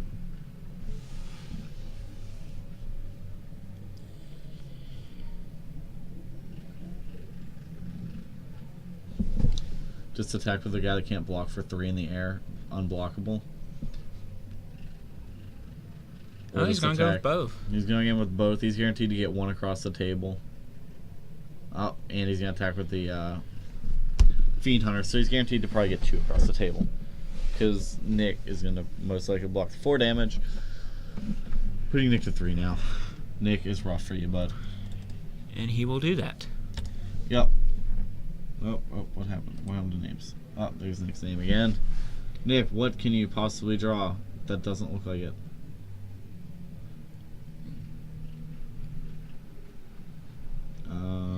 Yeah, that's just concession. That was a heck of a game. Those games were amazing. They took a lot longer. Yeah. Nick did at least get a game up on him, or get a game on him. So, well, we have it. The Merfolk versus Human Tribal. Merfolk being fried. But, hey. Couldn't overtake me. He had an island in his hand. I can't. No, he boarded it out. Oh. He sideboarded island out, so he didn't have to worry about drawing it. So I support that sideboarding, yeah. Chris Gorski. I fully support it. I forgot to keep score going, but y'all at home, if you're watching, we did see Chris Gorski take down Nicholas Carpenter 2 games to 1. We will be right back within literally within 5 minutes with round 3. We do have Chris Gorski now at 2-0, and we will see you in a bit. BRB.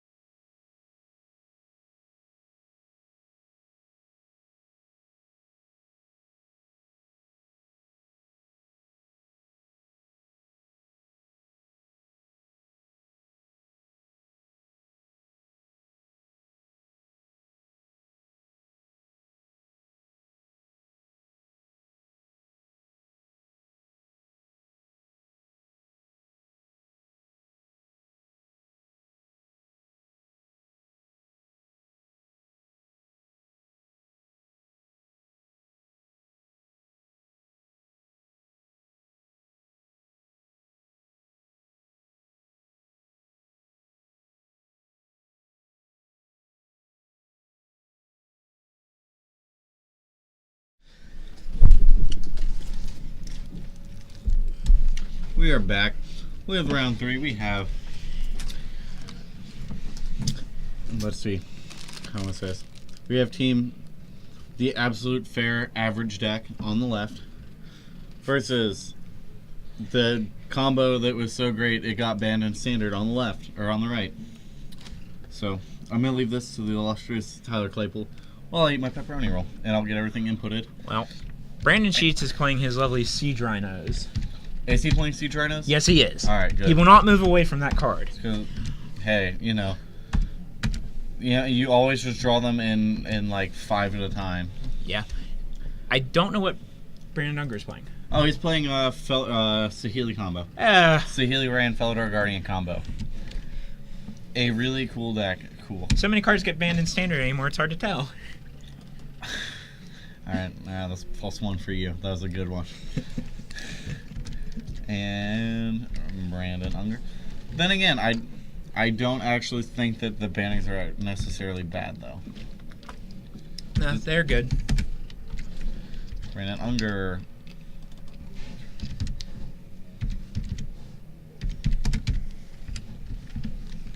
Saheeli combo.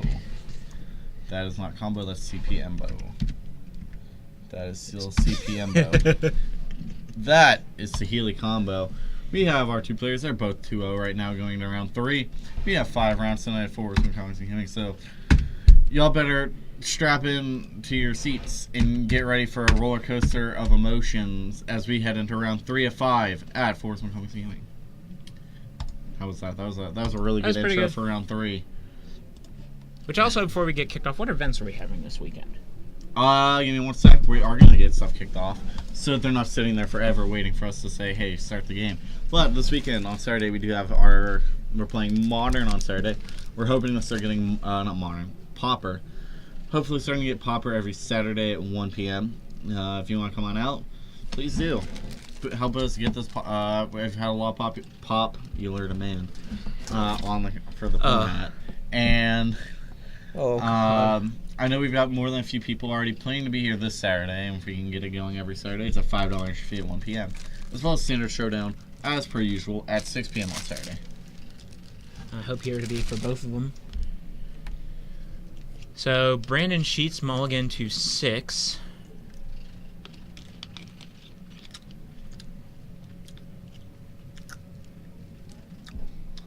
And he will Strictly bottom. deck-wise, who do you think's favored here? Brandon Unger. Okay. But with the removal in Brandon Sheets' deck and the hand disruption, it's kind of 50-50, really. I'd agree with that. I think I like Sheets a little bit more just for the disruption, hand Use the disruption, dice. and removal. So Brandon Unger goes to 17. I don't let them know you use dice. That's no big deal. Okay. I'll let them know you use dice though. Oh, there he Oh, goes. there Okay. you go.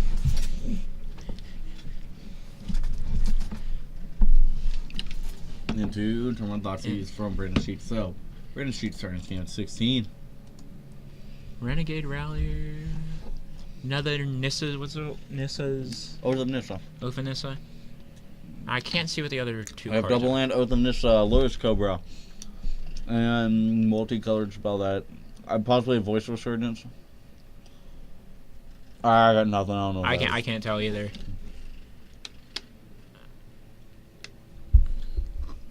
I think he'll take the Oath. Probably. I expect the Oath that threatens card advantage, but he's gonna Yeah. get rid of Lotus Cobra. Lotus Cobra. All right. You return a land. We know you can play lands from your graveyard. Nope. No? No, you're totally wrong here, Claypool. 100% nothing. I don't play green enough. It's green! Yeah, dead to me. No, so actually, I can totally get behind Lotus Cobra. I showed it no respect last week and lost to it. By losing on turn 3 to a Felidar Guardian Saheeli Ray on turn 3 off of a Lotus Cobra. Because Brandon Unger goes, alright, I'm playing Dredge. He goes, turn 2, Lotus Cobra. I'm like, alright, whatever, no big deal. Turn 3, land, I'll float my mana Tap my other 2 lands, play Saheeli Ray. Down took Saheeli Ray. Make a token copy of Lotus Cobra. Well, I think they need help because they're doing like this and that. Alright. Fetch away the land. New land comes in, get 2 mana off the 2 Lotus Cobras. I'll be back with the rest of this. Okay. He'll be back. Our players seem to have a problem down here. So I figured out what's going on.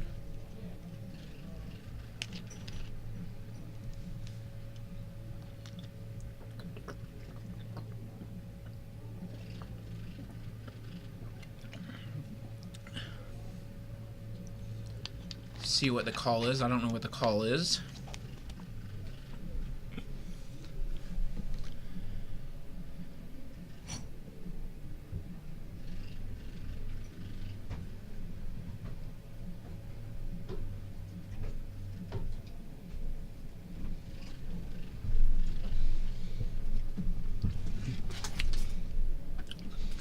It's just something,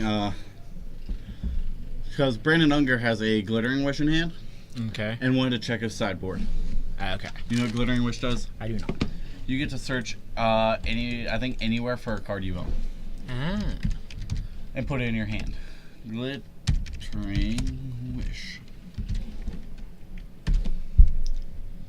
So he wanted to check whether or not he wanted me to know, wanted to know if he could check his sideboard. Choose a multicolored card you control from outside the game. Reveal that card, put it into your hand, remove Glittering Wish from the game. Okay. So continue with your story before you All have right. to leave. So, he downtakes Saheeli to make another token copy of Lotus Cobra. Oh yeah, so what Lotus Cobra says is that landfall, when land enters the battlefield, you add 1 mana of any color to your mana pool. So, makes a second Lotus Cobra, fetches away the land. New land comes in, gets 2 landfall triggers, adds 2 green to his pool, taps the land for a 3rd mana, and then plays Eldritch Evolution, sacrificing a Lotus Cobra to go get a Feldar Guardian, blink his Saheeli Ray, go infinite on turn 3. Wow. That's... I fully support it. Yeah, Also, Brandon yeah. Sheets, you just got... I see you there with a foil Grim Flare, mostly because I just watched you buy it today. He bought 4 of them, Yep. I believe. And he's going to... Yeah. Brandon Unger has to read the card here. Yep. I mean, there's a lot of text on it. Yeah. Do you know what it does? We're gonna put you on the test tonight, whether you're a viable commentator for the long term. I know it costs 1 black, 1 green. Wow. It is a 3/3? Nope. 2/2. Yep. Okay. And if you have Delirium, Yes. it gets a +3/+3. Nope. It gets a plus something. Yes. I know that. I don't know what the pluses are on it. I just know it gets a +1 or something. +2/+2. So Okay. it becomes a 4/4. But that's not the relevant text of the card at all. And when it deals combat damage, you dread? Kind of Nope. dredge-ish? Nope. Beep. Wrong. It's been a while. I don't play green. You look at the top 3. You play against this card, though. It's a relevant thing. You It's play actually been a against while. It's been a while. So, when you deal kind of damage to a player, you look at the top 3 cards. So if you were library, you may put them back in any order, or put as many of them into your graveyard as Did you another Thoughtseize happen? want. It looks like a Thoughtseize or a Collective Brutality. It looks like it might have been Brutality discarding a land. Okay, yeah. And we're at 14/14. Get that Glittering Wish out of here. And he's going to see the attack. Look at the top card. It looks like a path and 2 lands. He's going to leave them there. And your draw step, get that Lotus Cobra out of here. Or, sorry, your upkeep, get that Lotus Cobra out of here. Yeah, it's gone. Alright. I'm probably going to see like a basic island or... I think this deck's like 4 colors, so... He's probably going to go... He needs red, because he has a Saheeli in hand. So he's probably going to... Can't Nope, get that. Can't get that. Well... There we go. Nope. No, you can't get that. Boy! Oh, there we go. There we go. That'd be amazing if you get those off it. There we go.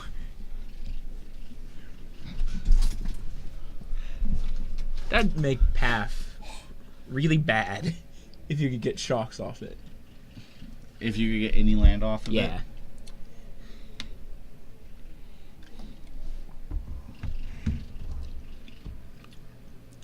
Renegade Rallier?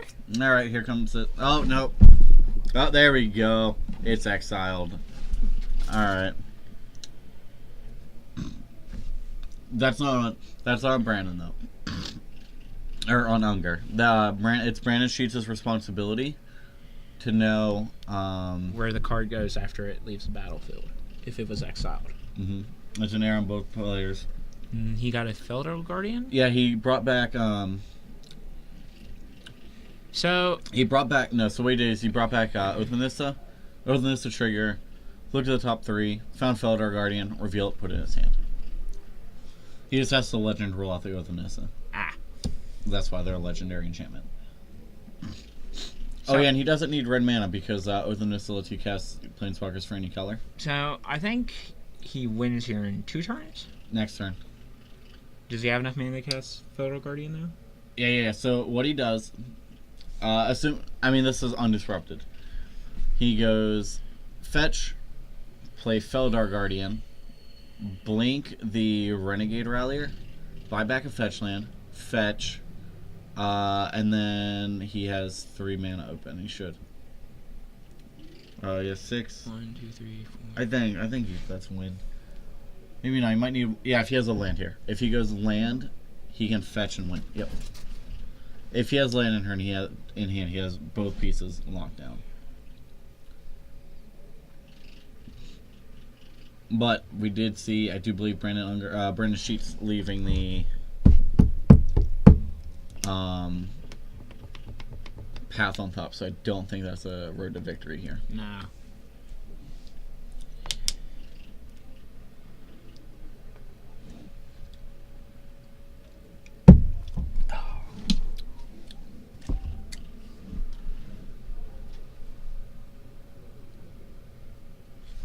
Let's see. So there's 3 mana. Could be the Saheeli. 4 mana. 4. Guardian. Flicker. Comes back.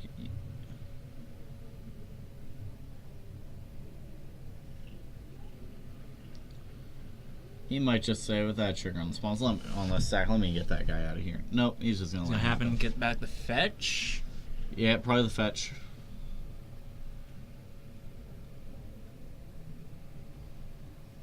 Fetch both of them. Let me keep track of life total. We got distracted there. So we're going to 12 to 14. Yeah, sorry about the life totals, my dudes. As the night gets on, I do get less vigilant with life totals.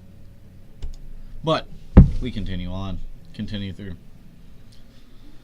So he's 1 land off from winning this turn. Yeah, that's what I mean. If he had a land in hand, he hits it. I mean, he still could play land for turn. Yeah. But that's also, like I said, assuming Brandon Sheets doesn't have a response for it. So. And I think he's shocking both. Looks like it. Yeah. He might be out of basics because his deck is 4 colors. So he's going to 8. Oh, Coiling Oracle.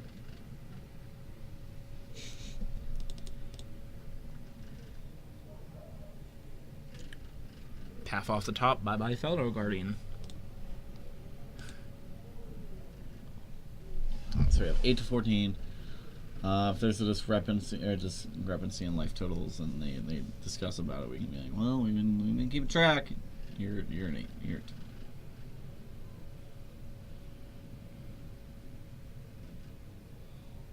It's possible they're just keeping it on their pad, so Yeah. I will admit, being down in the feature area, it's awkward to keep track of your life total on dice and on pad the entire game. It is.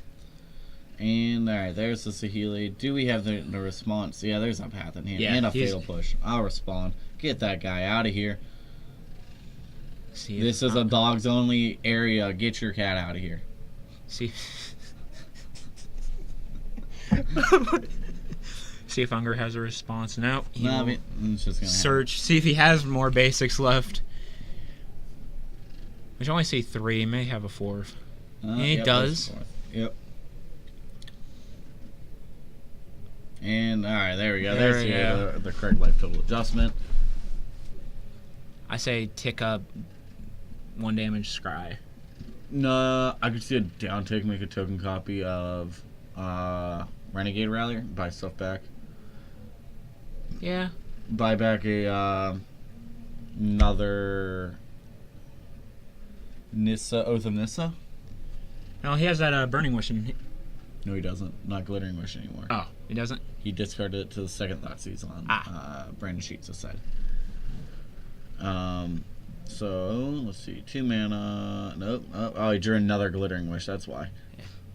Alright, fetch. Hey, you're right. It's like this game doesn't have 1 minute and 38 seconds left. You're right, because they have 36 minutes left. We did at least start the timer, just didn't Yeah, show up. Let's see, a fetch. I could see a Glittering Wish. What's the game plan here? He's going to 5? He could, oh man, if he Glittering Wishes and gets an Eldritch Evolution. Alright, well, we're going to find out. If he, and then goes and gets an Eldritch Evolution. Oh, this would be sweet. Voice of Resurgence. Alright, darn it. I want it to be an Eldritch Evolution. And then Eldritch Evolution, the Coiling Oracle. So, alright, so what we would do to win on that would be down tick Saheeli Ray. Token copy of, make a token copy of the Rallier. Buy back another land. Fetch away, get a 3rd land. Eldritch Evolution, the Coiling Oracle, go get a 4-drop being Feldar Guardian. Then combo out. So, Brandon Unger drew another voice.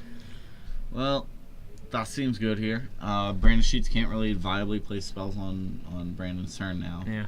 Well, Sheets can't play on Unger's turn. What? Brandon Unger's at 5. Oh, fetching. Okay. Got it. Did he fetch Anstrock? I believe so. Okay. Oh, I see they actually adjusted on their thing. So, alright. I mean, the one nice thing for Ungen on this matchup is he doesn't have to worry about a E-Witness, bring back... Glit Wish. Ooh. Cast Glittering Wish. What are you getting? Just go to the sideboard again. I saw Sun Titan in sideboard. Sun Titan's cool here because you can infinite combo Sun Titan and 2 Saheeli Rays. Whew. Sigarda, Heron's Grace. I do not know what that card does. I love that card. It is from Shadows over Innistrad. Is it? Yeah, it's in Shadows. And it is mana cost 0 of anything is 5 mana. It says you and humans you control have hexproof. And you can pay 1 mana and exile a card from your graveyard and add a 1/1 human token to the battlefield. Whew. So, we are kind of at this awkward point where nobody's really attacking. Alright, but we're going to start making a ton of human tokens and getting attacks with those guys. I also like the idea of... Alright, so Saheeli looked at himself, ping Brandon for 1. I do like the play here, though, soon of going, you can Saheeli. I do believe Saheeli makes you sack it. It might make you remove the token, though. If it makes you sacrifice the token... I think it makes you remove it. If it makes you exile it, then you can make let's say, like, if you made a token of voice, and then you could just attack with it, and then if it dies, he gets a voice token. Huh. Oh, no, it's Saheeli Ray. Do you remove it? Exile, yeah. So you have to exile to be in the next step. So it doesn't work that way. It's not like Hiki Jiki where you can make token copies of voice, attack, sack the voice I token. think he get a drew token. another path. Was it Path? I didn't think so. Lingering Souls. Lingering Souls, yeah. That might actually start helping here a little bit. That comes up the board. It prevents this Sigarda from flying in. Flies in, steals your girl. And he's gonna just flash it back. Yep. I mean, if you don't have anything else to do, you can't use Hand Disruption. I think the last card in his hand is a Fatal Push, though. Yeah. We saw that. So, the big thing is this is really restricted on Brandon because, like, he doesn't want to cast something on Brandon's turn. No, definitely not. All right, there's the Feldar Guardian. I think that's game right there. He has no way to get Revolt online, so... Alright, this is just a nasty board. Well, he had to tick up Saheeli, so it's still another turn. No, it's not. Oh, yeah, He can bounce play back it, to Saheeli. Flicker Saheeli. and then go infinite. All Yep. right, Rich, that's a good game. I can't beat infinite number of cats.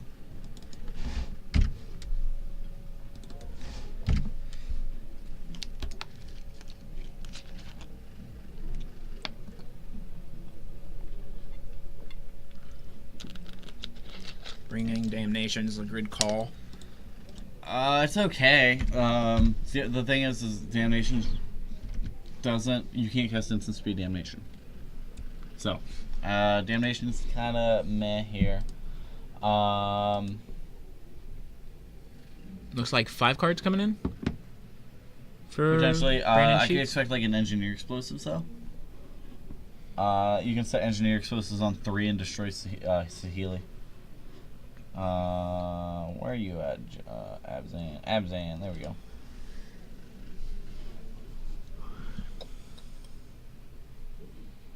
Or Surgical. Surgical would be a good one to have here. You could Surgical. I'd probably Surgical Saheeli because there's 2 combos with Saheeli and only 1 with Felidar Guardian. Surgical's good here if he's playing it. These are all based on I saw him rough on the guesses. sideboard. Yep, I would say Surgical. Last tip's pretty bad. I do agree with bringing in Damnation. It's just not super exceptional. Like, it's really good because it's a creature deck. So if Brandon's on the, like, go wide beatdown plan, it's exceptional. But if Brandon's on the, alright, I'd keep my board thin and just have combo, then it's kind of like, alright, well, I just use my 4 mana board wipe to get rid of a Felidar Guardian and another irrelevant guy. So I still agree with Damnation. It's just, it's not going to disrupt combo, should I say.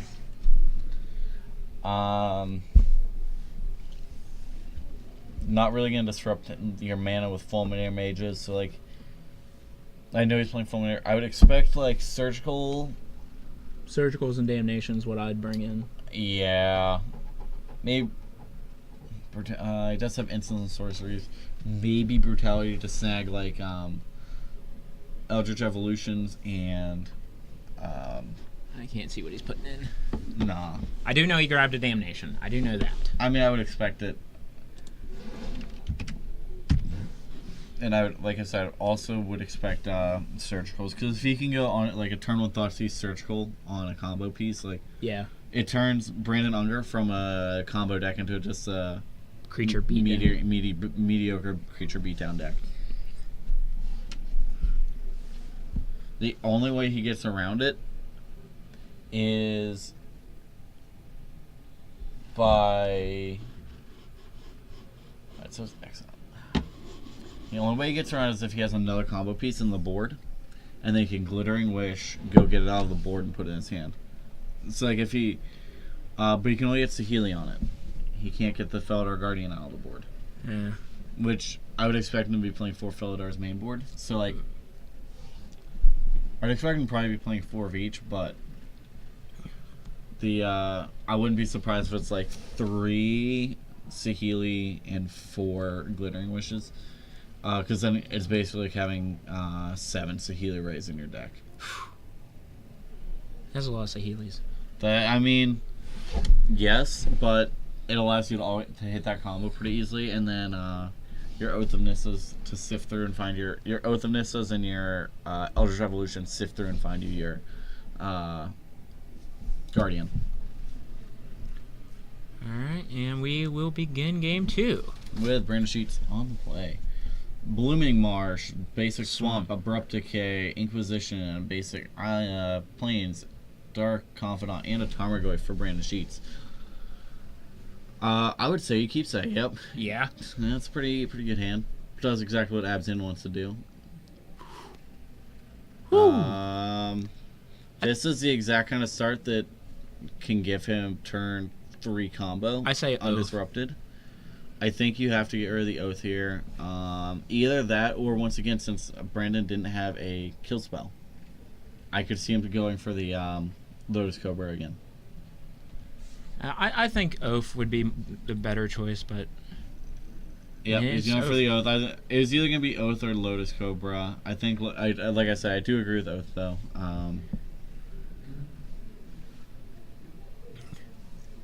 Goyf would be a 2-3 if he plays Goyf. Yeah, if he fetches, it's gonna be a 3/4 on turn 2. Yeah, but it's gonna be a 3/4. And Or he could just even before Goyf, I might expect Dark Confidant to start the Cardivan engine up, because he needs to start finding more cards to disrupt combo. I think he had a handful of lands, and he did have the Abrupt Decay, so that's gonna be nice. But I think he just goes Dark Confidant here. Not Goyf. Goyf. I'm wrong again. So Brandon is at 19 with the fetch with the Marsh Flats. Yep. And we have a 3/4 Goyf. Might as well just put him on a clock. A very early clock too. It's 19 to 20. That's a 7-turn clock as it stands. and Brandon will fetch, going to possibly 17 here. Nah, hope. Do you have what to drop? Yeah, basically Yeah, go to 19. Lotus Cobra. And this is what I was talking about. If he goes like Lotus Cobra here, and he does have the Abrupt Cam Brandon side, so that's really good for him. But like the Lotus Cobra into like Undisrupted can turn 3 combo off of this start, which is what I had lost to because I didn't expect it. Looks like a Scavenging Ooze. Play Plains. I think he's going to Abrupt Decay at this turn. Or yeah. Get out of here. And then swing in for 5? Yep. No, it's a 4-turn clock now, and I do like the play of. I don't hate it, but I also kind of like the play of Abrupt King as Saheeli over our Lotus Cobra. Yeah. Saheeli's part of the combo, so you don't want him to have both pieces. And if you haven't hit another way to disrupt combo, the Tarmogoyf is still going to come across the board there. Yeah, I don't think. Well, Brandon's going to fetch, go to 13. But you know, I don't play Abzan. No. So he's probably gonna go to 11 and play the Saheeli.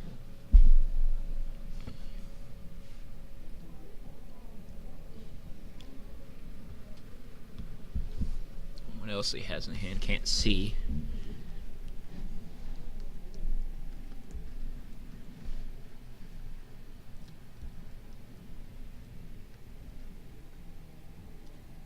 I don't think he'll play the Saheeli right now, because it's just going to get It takes hit. a turn off of Brandon attacking him if he goes for the Saheeli. So I wouldn't be surprised if he does. Or he had a Renegade Rallier, didn't he? Yeah. All right, he'll probably play Renegade Rallier. No, he can't because he doesn't have a white source.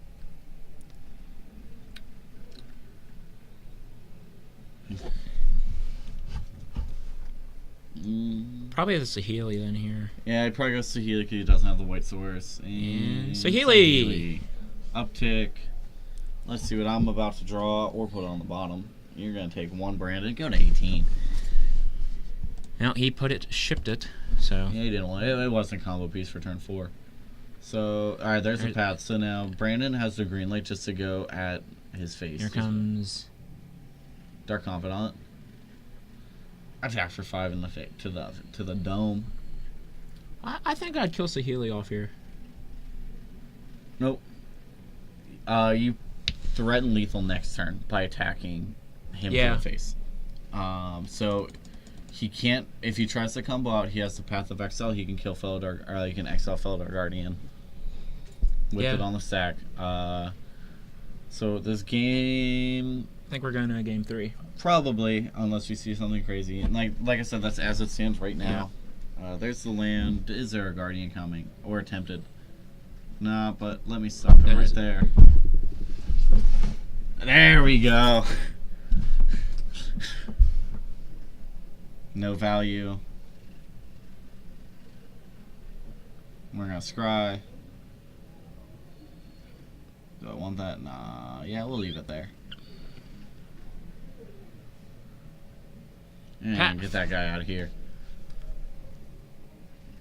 And shuffle your scry away that you went on top. He's going to choose not to take it. He's going to choose not to get a basic land because he wants that card on top. Right, I'm going to take 0 off of this Dark Confidant, and I'm going to draw Collective Brutality. And swing in for game. We'll make the lethal attack. Just in case something were to happen, I also have this Collective Brutality to train you for 2.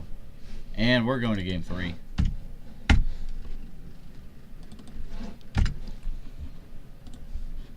Abzan is doing what it does. Draws the removal spell when you need it.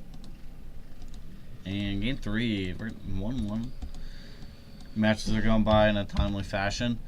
Round 1 did take a little bit just because we did have a Lantern Control Mirror match downstairs. Yeah. So, no thanks. No. Yeah. But no. fortunately, I don't think any of the Lantern players are playing other Lantern players this round, which is wild. We have 21 players in our FNM tonight, and we have 7 players on Lantern Control. Is there 7? Or not 7. We have 3. We have 1/7 of our players on Lantern Oh, okay. Control. I was That like- was what I was Oh, thinking. you said 7 players. I'm like, did we go up a little bit here? Yeah, we have 1/7 of our players are on Lantern Control today. So, No, looks like Marsh Flats. or for those that I didn't feel like figuring this out on my own. That is almost 15% of our meta is Lantern Control tonight. Looks like Shock go to 18. Oath. So turn time to dust off those ancient grudges if you want to come out here on a Friday night. Hey Claypool, you know you can't play in Merfolk? Ancient grudge. Normally, I think I just play Lantern Control. I'm just like, no, not No, you don't there. even play it. Last time you got paired against it, you conceded before even playing. Yeah. So, freaking crybaby McGee up here. Had a headache, okay? I don't want to play against Lantern Control. I played against this deck. It's not So it looks fun. like we're at 17. Alright. Yep, 17, 20. And probably put at 19. Brandon Sheets is going to fetch at the end of turn here. Most likely. And we're going to start it and preemptively go to 19, but just kidding, we're still at 20.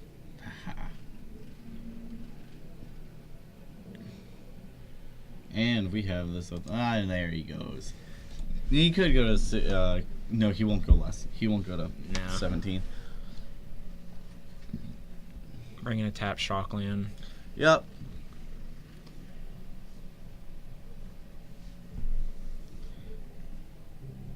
I could see. I wouldn't be surprised to see a path on Voice. on his. Yeah. Yeah. Brandon Sheets, why is your name not showing? Ah, there it is. There's your name.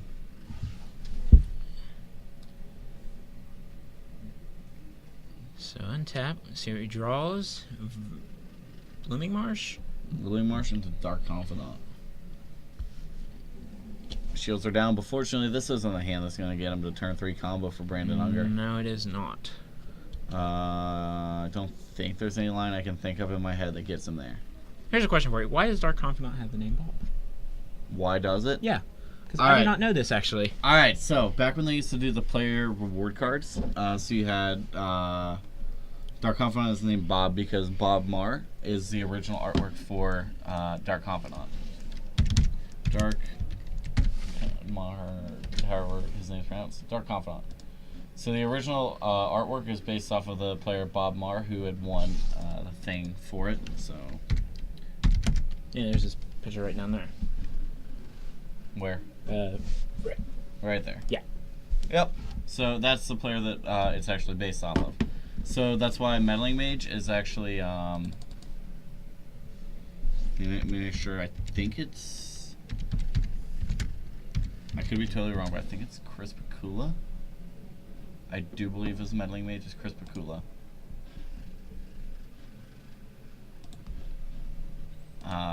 Actually, I could.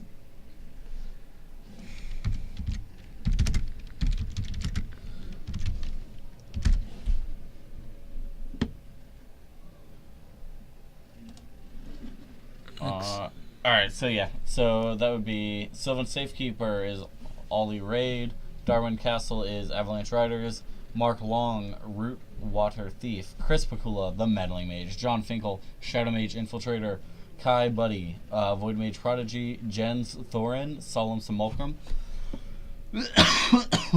Bob Maher, Dark Confidant, Terry So, Rectus, Augur Mage, Antoine Riel is Ranger, the Ranger of Eos, and Tiago Chan is Snapcaster Mage. So looks like a Lily.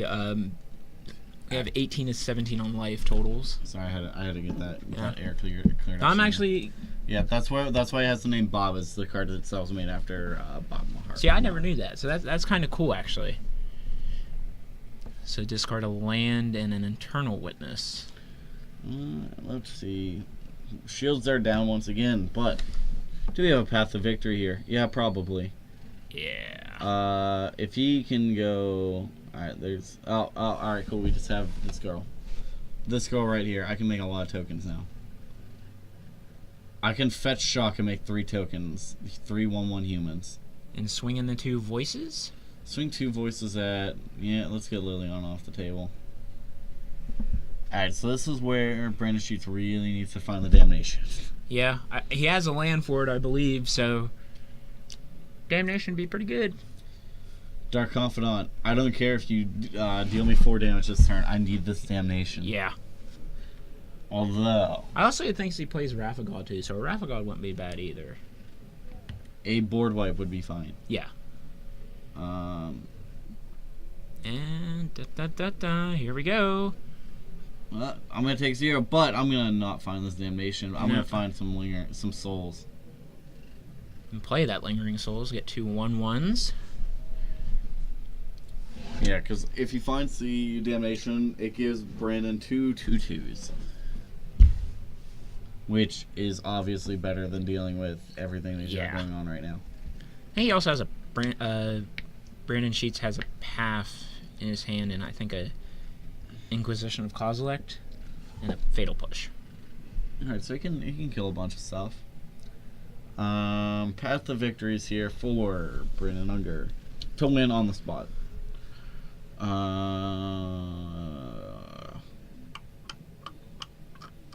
Here's one card. Yeah, there's no singleton card that combos out here. No. Nothing crazy can be done, unfortunately. I think he'll just swing in a little bit and I would expect him to send the Saheeli at him, or not Saheeli, but the Sigarda. yeah. Sigarda and voices.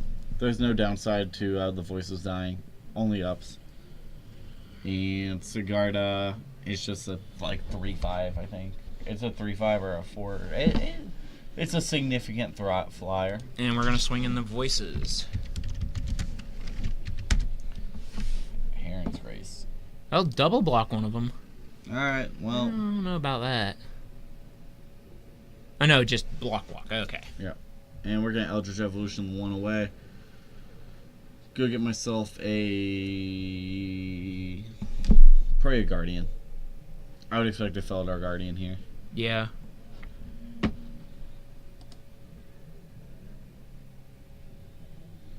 What you getting? Show me the money.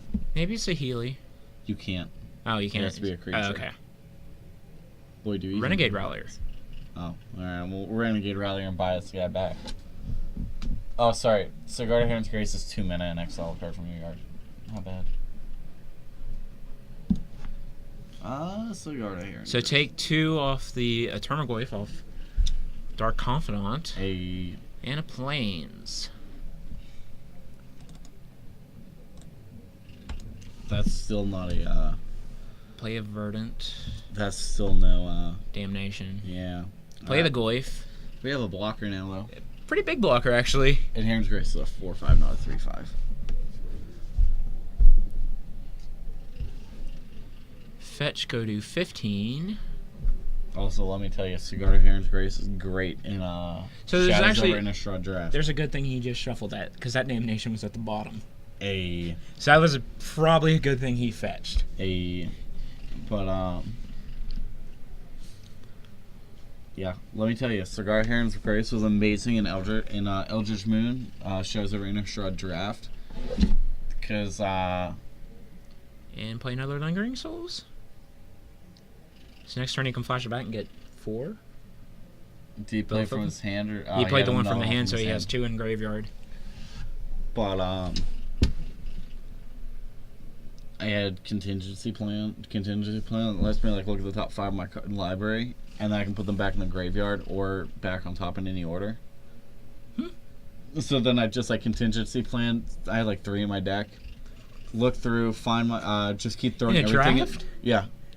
Look through my yard until I look through my deck until I found my Sigarda. Throw everything in the yard, play Sigarda, and just make a bunch of 1/1s. That's all I did. It was swinging sweet. in 4. How big is she? 4/5. So swinging in 8. Block. And a Goy's probably going to block a voice here. Yep. Oh, I'm not no. surprised that the voice token didn't get in though. there's nothing to lose on it coming in. No. Get another one. I mean, it's only upside. The voice token doesn't really die easily. Oh, all right, So- let me gain some more. Oh, Let me take nothing, and that's an Inquisition. So he'll go to 15. No, he don't get He 15. That was doesn't a draw. take anything here. I say he flashes both to get the spirits back. He could double flashback. He probably gonna want to start doing that soon. He can Inquisition because Sigarda does give you hexproof. Yeah. Yeah, that card's dead right now.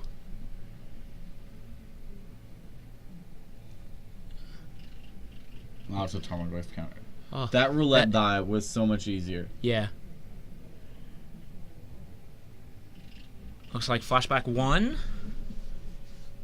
Yeah, let's go for another one. Let's give me 4. Yeah, let's get 2. Let's get 4 tokens Yeah. out here.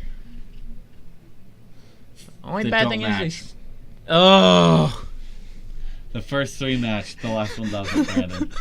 Why must you do this? Why are you like this? We're like Star City Games, right? Someone puts the tokens in for us. Someone get down there and give him a matching one. Alright, Eldritch Evolution on this other guy. Felidar Guardian finally? Maybe. Felidar, Blink, There he is. Blink the Renegade Rallier, buy back that voice again. Yep. Damnation's gonna be so good if he draws it. He's gonna lose a bunch of stuff, but it's gonna be good. Alright, so he's representing his dice now. He has 2 tokens. One that can attack, one that can't. I know he has 3 tokens now. Yeah. 2 that can attack, one that can't. And there we go. And now we're seeing the voice tokens jamming. Which, yet again, a bunch of 1/1s. Who'd have thunk that they'd be so disruptive against a board of, thick boys. Yeah. But, Brighton Sheets, it's just it's a wall.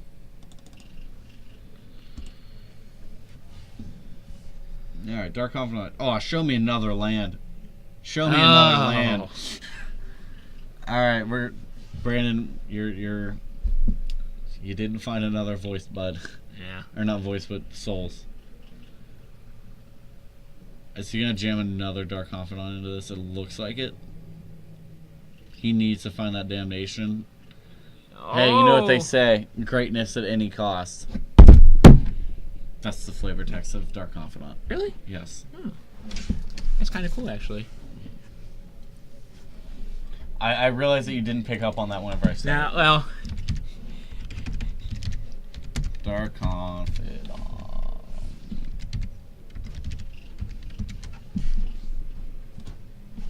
Greatness at any cost. that's kind of cool. Check the time. I got 8 minutes up here. 8. And it looked like I looked away for 1 Yeah, second. we both looked away for 1 second. I'm gonna say he probably found Saheeli. That's the only way the game ends that quickly. I'll double check with them. Okay, but it looks like Brandon Unger won. I think Also, so. quick question, Ethan. Yes. Greatness at any cost. What card's that on? Huh? The card, Flavor Text Greatness at any cost. What's it on? Dark Confidant. Get wrecked. Why? Because I had made the whenever Brandon played a sec. All right, we're gonna pull this.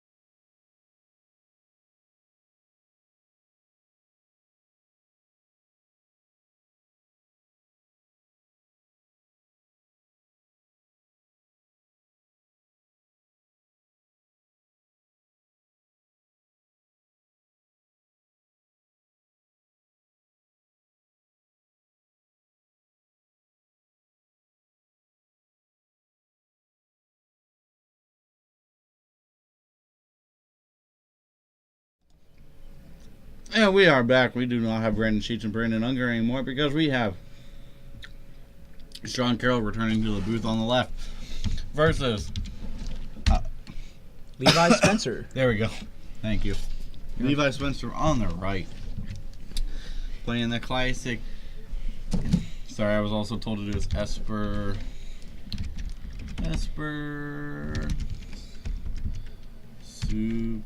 What? Super Friends Spicy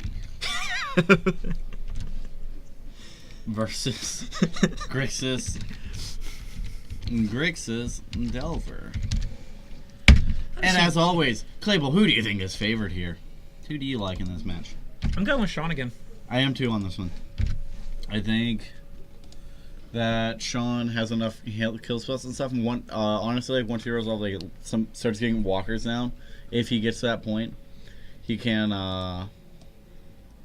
Start going crazy. Yeah, I do have to get records. I know they're not 3-0. I think I'm they're gonna walk both. down real quick. I think they're both 2-1. Time. I know. We're getting there. I'm working this. I'm trying my hardest here. All right, 50 minutes, and let me get round 4 started up for y'all at home. We have Esper Super Friends, Sean Carroll with the spiciest brew of the night, maybe, I don't know, and Levi Spencer on Grixis Delver, a very underrepresented deck in the format. What are their records?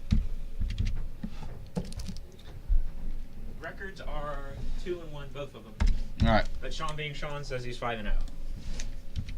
nice.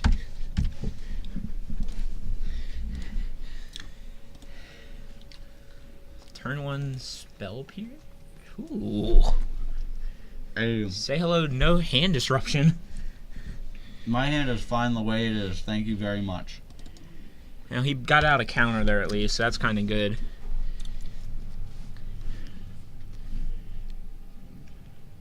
All right. What I'm do? I think Awkward here is It's like Stubborn Denial. He doesn't get to play it like the other decks do. Young Pyromancer. Ooh. Young Peasy. So I think he's at 17, 18, 17's. He's at 15. Yep. Yeah, there we go. So I'm eating my s'mores Pop Tart. Any good?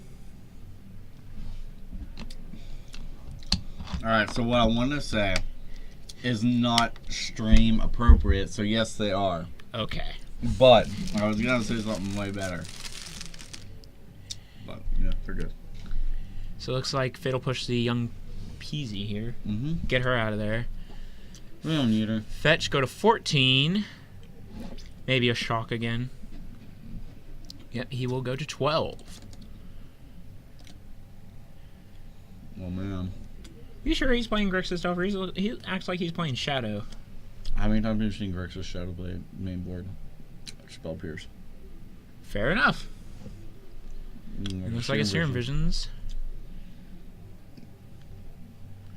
Looks like another Serum Visions and a Thought Scour. Mm-hmm. It's probably on top both. Mm-hmm.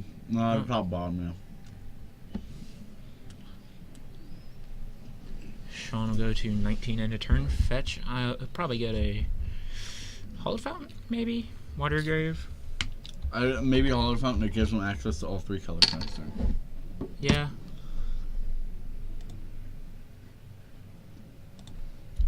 Oh.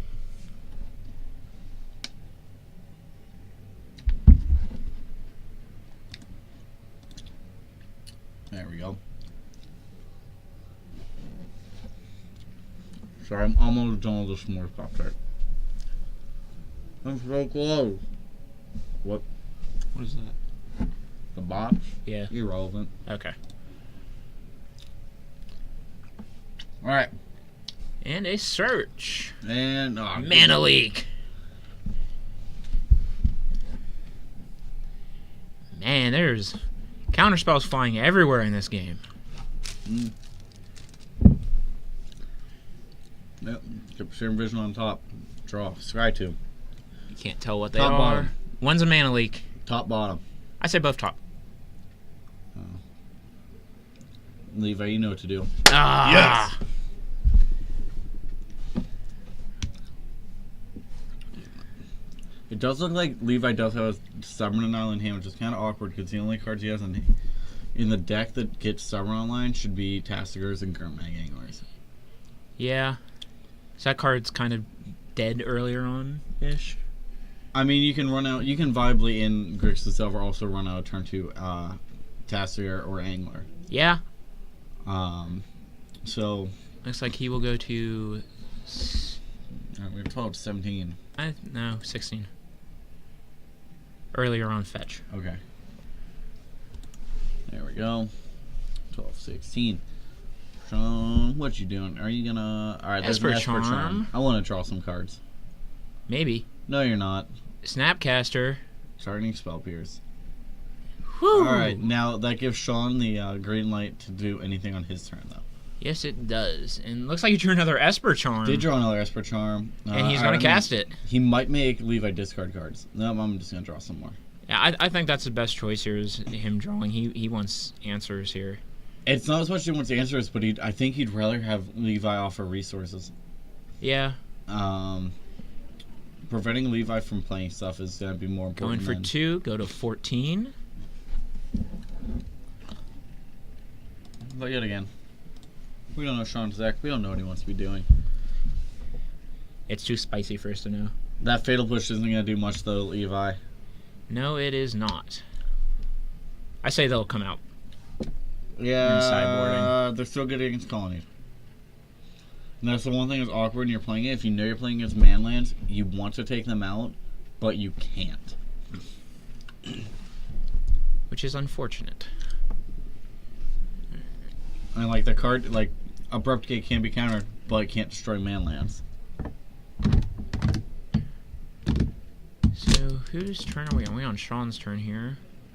Yes. Looks like a Liliana the Veil. I'm gonna try it. Probably has maybe some sort of counterspell backup. Gonna kill the Snapcaster. Yep. And then it's probably gonna meet the untimely end of this Kolaghan's command that's gonna buy back Snapcaster. Calling it now. Oh, Levi's at 9. I think you're correct there. Shock buyback Snapcaster. Maybe shock discard. Nah, shock buyback Snapcaster. You think? I think it's gonna be the other way. $5. Boy, I ain't rich. Neither am I, but I'll take this bet. No. $1. A drink. All right, Ain't I'll bad. get behind that. I'll get All right. behind that.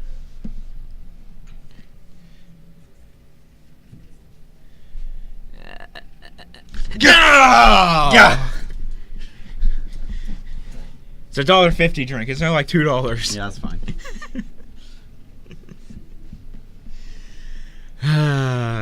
Got him.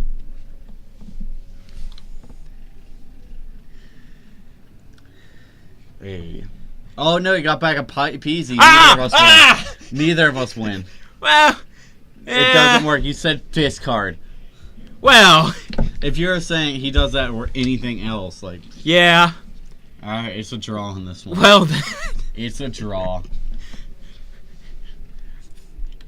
I think that's actually kind of a correct choice there too. Really.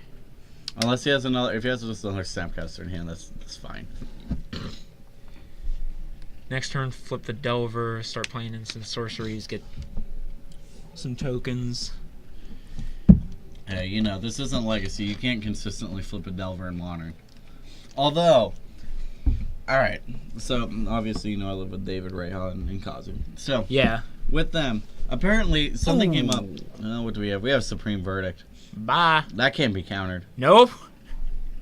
So, something come up, and basically it was kind of this thing where people are like, oh my god, they're gonna unban Jason the Mind Sculptor in Modern on Monday. The next ban and restricted list, it comes out on Monday, and people are like, yeah, they're gonna unban it, to where like people are like freaking out, like TCG, where like prices have gone up on them. Like people have been looking, like all of a sudden, like, all right, we're gonna buy them. And then today, Reha was like, you know, people are now starting to question like whether that leak that people thought was legitimate. It was kind of like a Reddit post, is what it sounded more Yeah. like. I didn't follow the whole thing. And I honestly like I really don't think it will, but all right.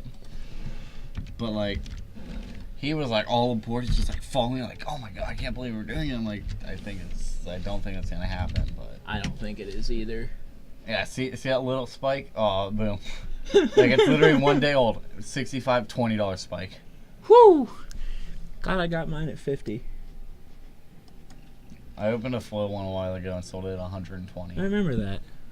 I mean, I don't need it. I still don't. I No. will never. I do have no desire to play that card, and I say that. And I've done this at least twice now and said I will not play that card, and then like within a year. Looks like another young PZ. Young Pyromancer. It's the only time I think Path and it. Path it. I think the only time I play it was Legacy and No Ban Modern. Like I don't. Yeah, the card's phenomenal, but I don't think it's. I don't think it'll be a man. Or Unstable Draft. Because of Spike. I mean, sure, but Jitte's just great there too. Well, you get both of them. That's what you do. Sure, pay 16 life, get both Jitte and it. Well, here comes another Lily. Not if you play Black-Blue. You're fine. And Sean, what do you got? Well, he has another Verdict in hand, so he's probably going to keep It that. looks like Levi has a stubborn denial in hand that he's just not been able to do anything with. He dropped a Spell Snare earlier.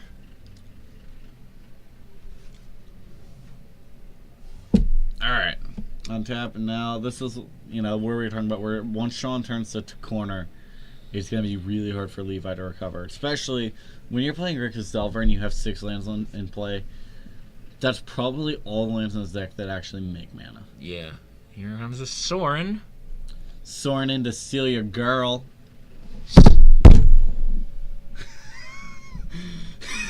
God, no. It's going to make a dude. Oh my gosh.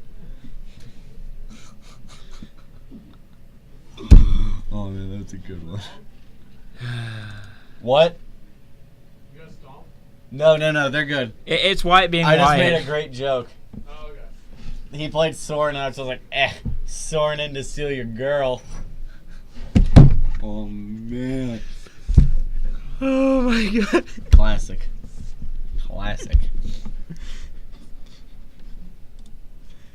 So, tick up Lily. What is he discarding? Discard that Verdict. I don't know Cody about this. Settle. Possible unban. And realistically, alright, so if we look at Modern as it is right now, Modern is in a great place. Nothing degenerate has really happened. If you want to include like Lantern Control, it's not fun to play against. There's nothing unfair about it though. You lose to an Ensnaring Bridge, which like that would be the argument for a ban, and I still don't think it's bannable because every color has a viable way to deal with it. And it's the truth. Every deck or every color in Magic can viably deal with an Ensnaring Bridge. So I don't think it's a good ban. So I think as Modern stands right now, it's a completely healthy format. It's the best it's been in a while, as anyone will say. So I don't expect to see anything banned. However, I would not be surprised to see an unban to maybe shake things up a little bit, which that's totally possible. I would maybe like Bloodbraid Elf would be, I think, fair at this point, and a lot of people have said that. Like, I think Bloodbraid Elf would be safe. That's a lot of walkers. Oh boy. If you're going to unban Bloodbraid Elf, you have to think about what decks it's going to be played in, and what potentially could create a situation where it's not fun to play against. So, like, Tick up Lily. the biggest one is everyone's like, you play Bloodbraid Jund, and if you can go, like, 4 mana, get Bloodbraid Elf into a Liliana of the Veil, yeah, that's pretty good, but you don't actually get to activate Liliana of the Veil until Bloodbraid Elf resolves, so, like, if you get Liliana and your opponent just, like, Abrupt Decays it with the thing on the stack, you don't get any value out of it. That's completely theoretical, so, like, I don't know. Right now, I think the Bloodbraid Elf is a viable unban. That's where I stand. I don't think anything will be banned or unbanned right now, though. All these cards are before my time. That's why I'm being quiet. Yeah. So Sean has a lot of walkers out here. Yes, that's why it's Esper Super Friends. Parentheses spicy. I think he's gonna alt Norset, set, Boy. and I'm going to laugh. The other thing that I was gonna Nope, say tick up. is I'd actually thought about this the other day, and like, yeah, again, this would be another one that like I really don't expect it. Thoughtseize. And if somebody says something, I wouldn't be surprised. But it's bad to say, but I don't think honestly Birthing Pod is it a point anymore where it's gonna be degenerate of a deck to play, where it's gonna take up everything. A lot of the format as it stands, but this is the thing, if it warped the format to where like stuff starts changing around and it gets new tools and whatnot, it might not be that good. But even like Birthing Pod right now, as it stands in the meta, wouldn't do that much. At Ashiok hit gold there. What did it hit? Young Pyromancer and I think 2 Snapcasters. I did see 1 Nice. Snapcaster. So life total has changed a bit. We got 6 to 11 here. Thank you. I was just trying to think about my modern ban list stuff. If he all-snar set, I'm going to lose it. So I don't know. That's where I stand on it. And we passed draw. So the specific card that was the and we are Reddit nearing the leak game was, too. The specific card was, people are mentioning Jace the Mind Sculptor being unbanned, and I don't think it will. And this was something I read in an article a while ago. It was like, when cards get unbanned and rebanned, it was after they unbanned Golgari Grave Troll and then rebanned it like half a year later or so. And then people got on the hype of, oh man, they should unban Jace and unban Bloodbraid Elf. This was also another Reddit thing. And like somebody just, like, it was an article and they just shared, were like, alright, if they unban Jace or anything, they have to be 100% sure from this point forward that they will have absolutely no they have to have absolutely no reason to ban it again. So like, let's say they unban Jace the Mind Sculptor. The following week at a Grand Prix, they have a Modern Grand Prix. Everybody's watching. So like, the next Modern Grand Prix will be this upcoming weekend. So like, that unbanning takes place on the 12th. But let's say at a Modern Grand Prix, they unban Jace, and then all of a sudden you have a feature match of a guy playing Jeskai Control, and he has Search for Azcanta down, Jace the Mind Sculptor, and his opponent is on like top deck mode, and he's like, I'm gonna face, so you draw a land this turn. And, like, just keeps like, make sure his opponent always draws a land or something bad, and he gets to draw an extra card every turn, and he gets to filter his draws from a Search for Azcanta. It doesn't make for it. Once they have a lock, it becomes a lock similar to Lantern Control. The only difference is it's harder to. Lantern Control takes more setup, honestly. Once you have those 2 cards down, it's not much setup. You just need those 2. And that's my argument. And like, they have to have absolutely no reason to ban it again. But that's where I stand. We're gonna get back to this match soon. Oh, they're sideboarding up.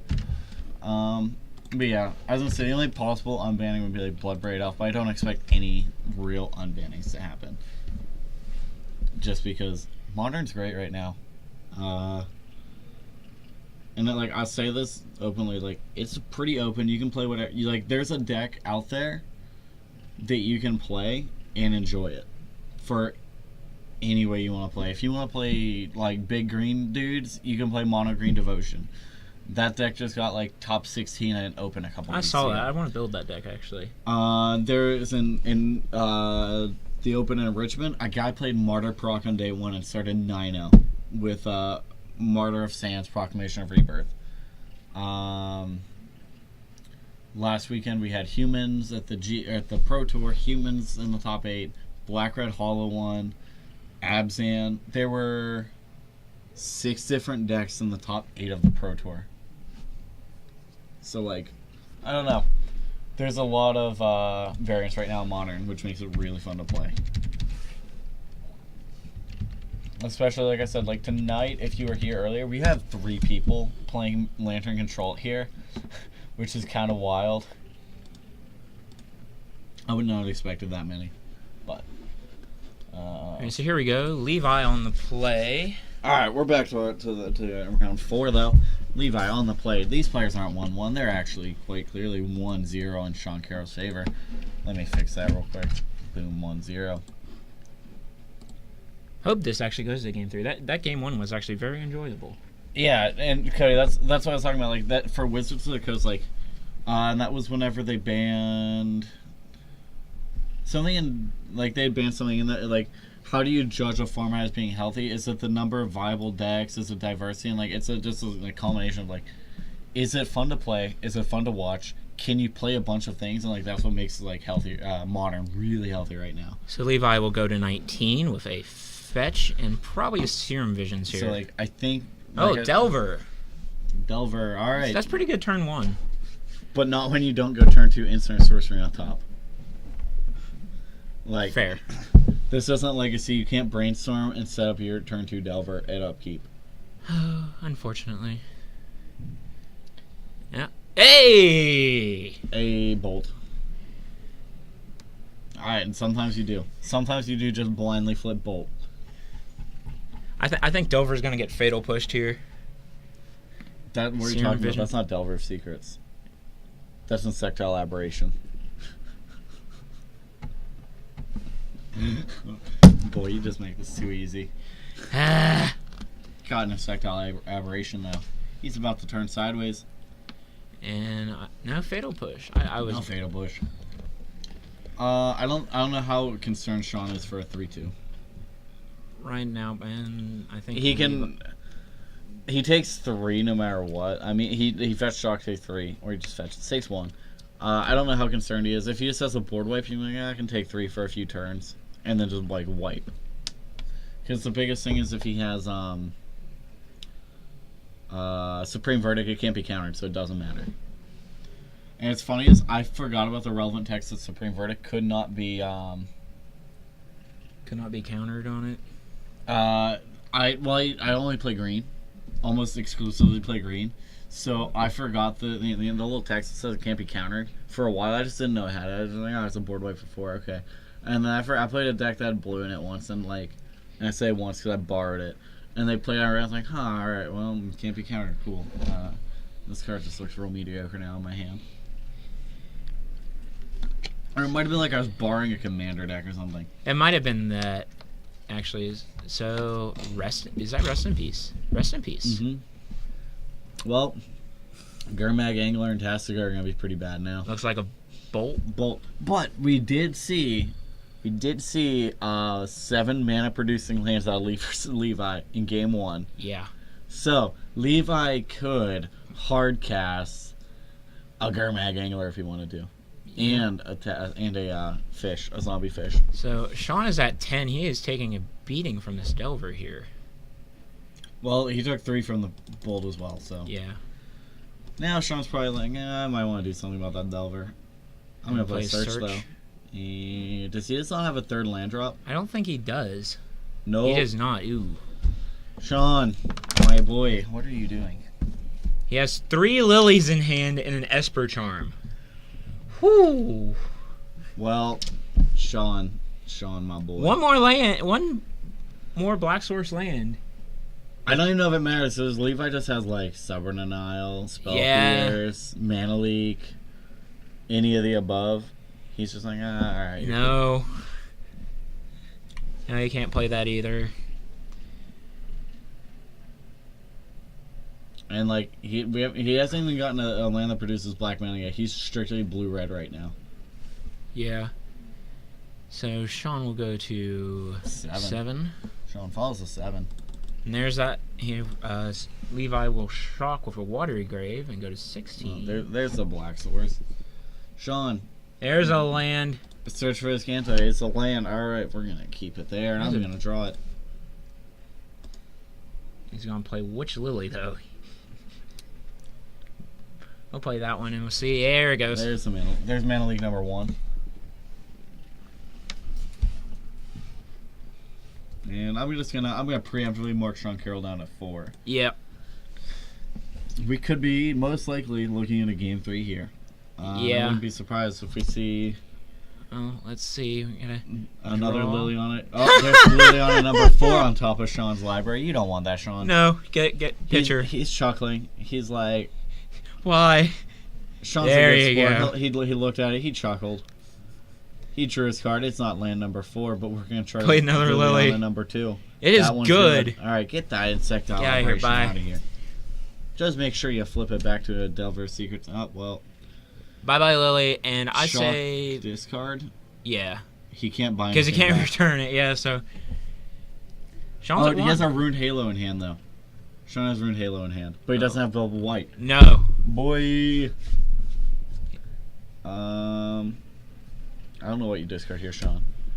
Another Lily. Liliana number 4. All right.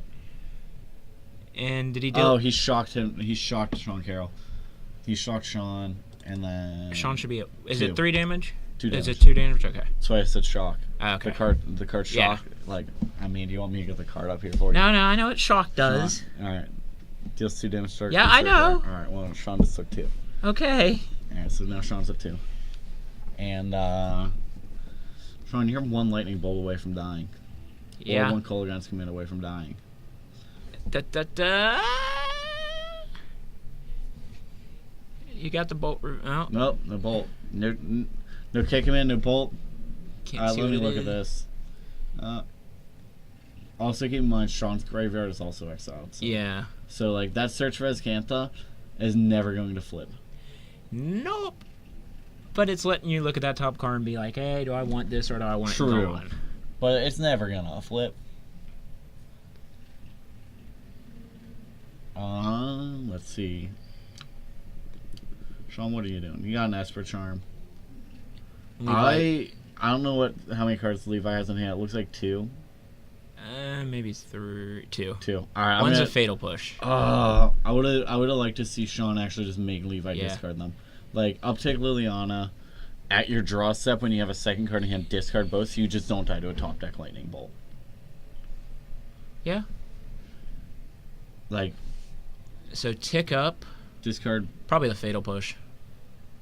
I think he needs it. He Yeah. dies to any threat that he plays. Discards. There goes. I mean, it doesn't have haste, so you can down take Liliana. Yeah. So we're at 13 life for Levi. Yep. No, I still 12 like- now. I still like the play of uptaking the Liliana first, and then having Esper Charm to make Levi discard 2 cards as a draw step. Yeah. And then you know you're not dead to a top deck bolt or a K command. Or yeah, you still are. You can respond and cast it. You're never. I lied.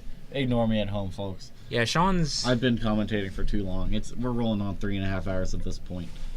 Sean is kind of just dead to any. He's dead to top decks. Yeah. He needs to find something that's going to gain him some life. Esper Charm, you would think it would gain you some life. Yeah. It Does he doesn't. play Sphinx Revelation? Not that I saw. He could though. There might be like a singleton Sphinx's Rev. But even now, Sphinx's Revelation gains him 1 life with 4 lands. Oh, he does have Blood Baron though. That's a 4/4 with pro black, pro white, and has a lifelink. You need to drop that probably about right now if you can get it. I would probably play his Runed Halo though in his hand because he drew a second white sword. His name something like a lightning bolt. Response bolt. No, so the way he doesn't get triggered is if Levi says yeah it's good, it's not triggered. It enters the battlefield naming Runed Halo, and he has Wow. protection immediately. You'd have to name it with it on the stack. I'll tick up Lily.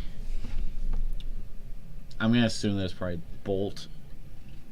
Yeah, probably bolt or I don't think Colligan's command. Nah, Call Against Commander, they don't usually play 4. It's like 2 or 3. We've went through how many? 1 so far? Yep.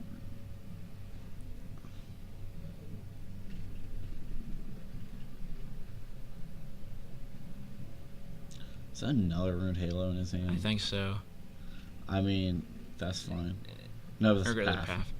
So he has an Obnixilis in hand in that. Oh, there's the blood bank. Hey! Alright, Sean, you might be able to... you have 1 turn not to die to a Bolt or K command. Can you do it? It looks like it. Maybe. I feel like Levi's Levi not the would person just who's gonna, show it he's off not the gonna, top. Yeah, he's not gonna slow roll you. He's gonna be like, He's just gonna make, fine. hey, I got Flip it. it over. Here it is.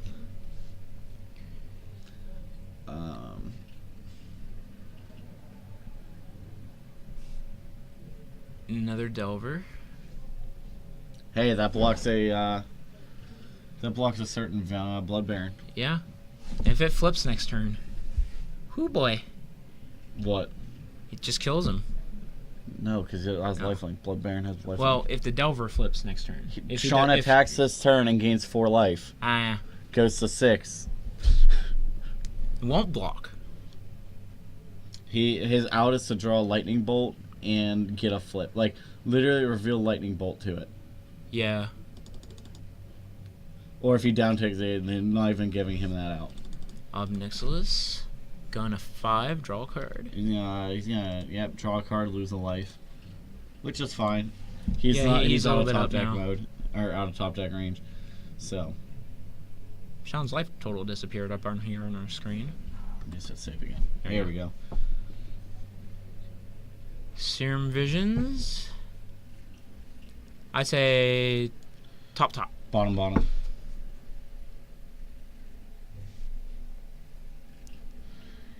He's in distress right now. One's a Thought Scour, so that's going to the bottom.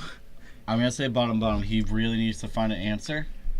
And if neither of these are answers, they'll probably both get shipped. Aye. Rip. Yeah, I'm not too good at this tonight.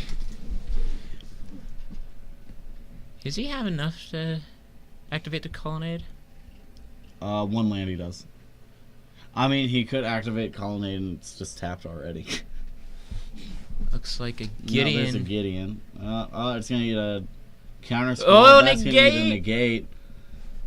Counter Wars, ladies and gentlemen. Counter Wars. And alright, we're gonna send 4 across the table though.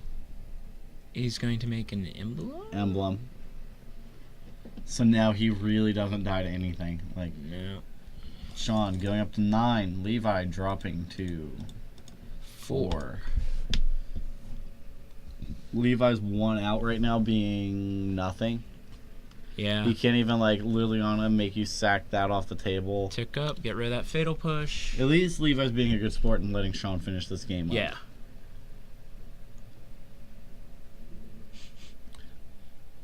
There, Wow. that's a zombie fish. Alright, you got it. That bounced back real quick for Sean. Sean has every way he wants to kill that zombie fish, so Sean is going to take those 2 games to 0. He could either nick 3 Obnixilis, the short turret Or creature, Lily. or Liliana make you sacrifice a creature. Whew. Yeah, Sean came back pretty good in that game. That was looking pretty rough. I Yeah. thought we were going to game 3 for a little bit, but Sean narrowly escaping the clutches of a zombie fish. 2-0. And we will be back probably. We have 18 minutes left, so we might try to snag a game 3. If not, we will be back for round 5 and our final round here for Hearthstone Comics Gaming.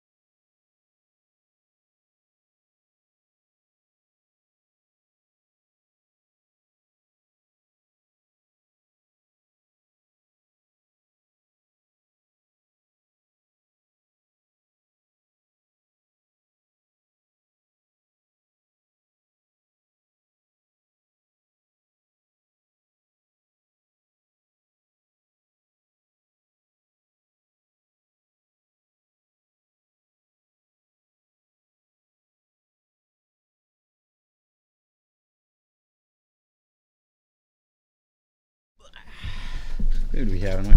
Alright, Kazu choosing his own playmat. They're both using... I don't care. I'm gonna just let it happen. We're in round 5. We have Kazu on the right and our other undefeated player tonight, Craig Westfall on the left. As I already told you, Craig Westfall on the left, playing Abzan Rights versus,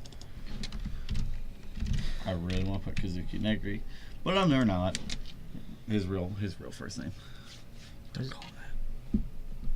just call him Kazu. Yeah. On the one that we were avoiding all night, but we're actually going to put on because he's undefeated with it. Lantern Control. One of our 3 players here at the shop tonight playing Lantern Control. Both players You have are... that backwards. No, we don't. Oh. I thought. Boy, what are you talking I about? thought Kazu was on the left. Yeah, because Kazu uses a Panda playmat. Doesn't use a Panda playmat. Boy.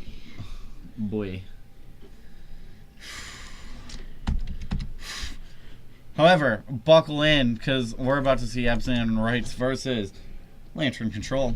2 extraordinarily exciting decks, let me tell you. And I'm not kidding, I actually do like both decks. Yeah. I kind of. Shut up on you. We already know your stance on Lantern Control. We discussed this earlier. I want to know what Abzan Rights do. So. All right. interested in Abzan that. Rights is cool. I forget where. I literally just seen it and on like. Where did I see the list? Not long ago. But so Abzan Rights plays a card on Barrow Rights. That's his main thing. You know what Barrow Rights does? All right. So he uses on Barrow Rights to bring back stuff like Ashen Riders and Flicker.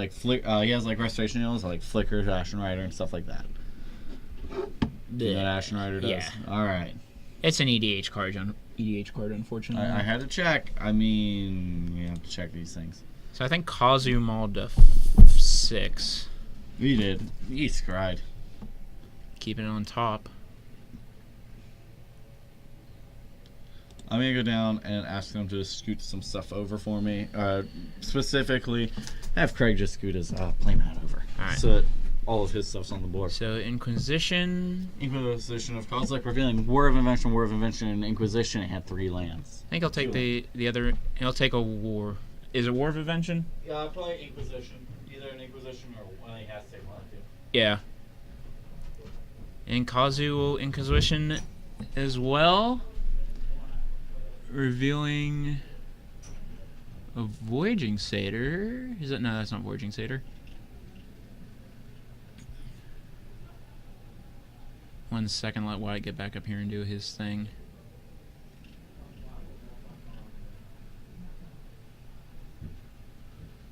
Hey Wyatt, What? you want to fix Kazu's die up back a little bit?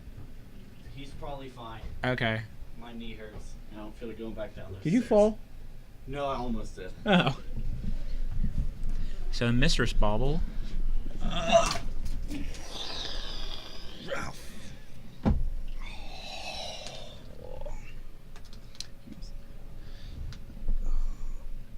There we go. You alive? You Yeah, good? I actually Okay. have a really bad knee. So do I, Wyatt. Actually, I know the pain. All right. And I don't know what I missed here, but I see a lot of cards in Craig's graveyard. Satyr Wayfinder, putting him there. And Kazu Inquisitioned Craig. It took out. Is a creature. That doesn't help me whatsoever. I couldn't see the name of it. You're down there. I trusted you to have my back on this. Was it like this card up here? It's the second one. This That one? one, yeah, That's that one. Grizzly Salvage. That's not a creature. Oh my gosh, dude. Bruh. Alright, we're back though. It looks like Craig took out the War of Invention on turn 1. Yeah. Alright. Alright, so now Kazu just has a War of Invention in hand. And Kazu's at 19 from a swing. Alright, so now I know now we're up to speed again. Kazu down to 19. Alright, so we have Craig with double and barrel rights, Ghost Quarter, and land. So we're going to see an attack here for... 3. I think those are soul tokens of the lingering variety. Yeah. Yeah. Allows you down to 16. Those are some mediocre lingering souls, but we know what they are. And Craig drew the collective brutality off the top. Looking at Kazu's hand, let me get that instant sorcery out of here, being that light War of Invention. Get that boy out of here. Kazu, in response, I'm going to cast this boy and get a Codex Shredder. Oh boy, here we go. I mean, it's not much of a... He's not in a lock at all right now, though, is the thing. Yeah. So, like, the big thing for Kazu, normally, what Lantern Control is really trying to do is control the top of your deck, get you so you're only drawing lands. For here, it's really awkward because... Kazu will mill himself one. Yep. So, the thing with Kazu milling himself one is, it makes it... Whenever he finds Academy Ruins, it makes his Academy Ruins What is really that good. card Kazu just played? That is a Pyrite Spell Bomb. He can sacrifice it and deal 2 damage to target creature or player. So Kazu's at 13 and Craig is at 21? Looks that way. How did he gain life? I don't know. Oh, Brutality. On the Brutality, he ended up draining instead. So I think Greg is possibly Craig. Sorry, is getting game 1 here. The way it's looking, I mean, there's a lot of beatdown pretty quick. the biggest thing is if Ensnaring Bridge shuts down Craig from doing anything here. He doesn't have an Abrupt Decay to deal with it. This is where the Bobble target himself. If he doesn't want it, he can mill it with the Codex Shredder. He's thinking about it. Yep, and that's what I mean. Is if you find No, he'll keep it he's on gonna top. take it. Draw for turn. If he goes, yeah, he can now War of Invention for 3. If he's fighting to a third one, he can war up the. Unless he actually has already gone through 3 wars. No, he's only gone through 2. Yeah. He 'Cause can one war got for the. Kozilek. All right, cool. Thrag Tusk.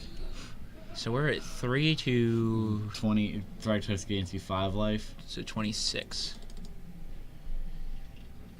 Kazu sack the land and get a artifact. Yep, he searches his library for an artifact. And there's an Ensnaring Bridge. Got the art right on that one, didn't I? Yeah.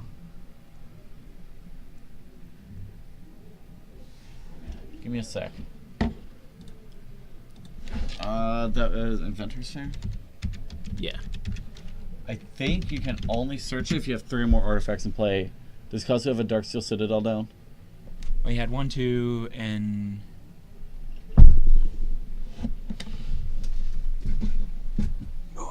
And they're still going. I know, I'm here. And 1 second, White has to go down and do some stuff here. He'll be back, and I'm just going to sit up here and wait.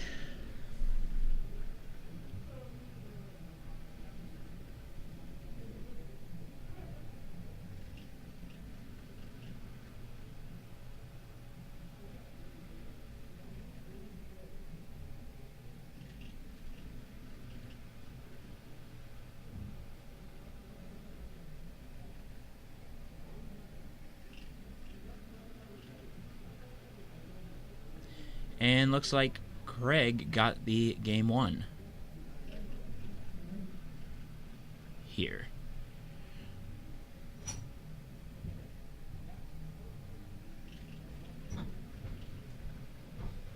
Kazu totally didn't have the 3rd artifact and conceded. Yeah, I saw. So looks like Craig is bringing in surgical extractions here. Yeah, if he can get rid of the bridge, early and surgical it, like That's pretty good. it's pretty good.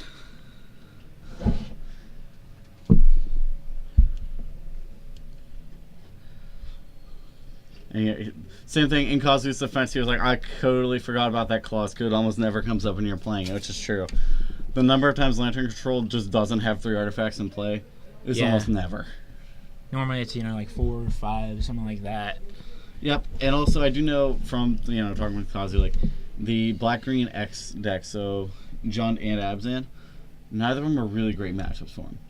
Hand Disruption is really bad, really hurts. Hand Disruption hurts him a lot, as well as cards like Abrupt Decay.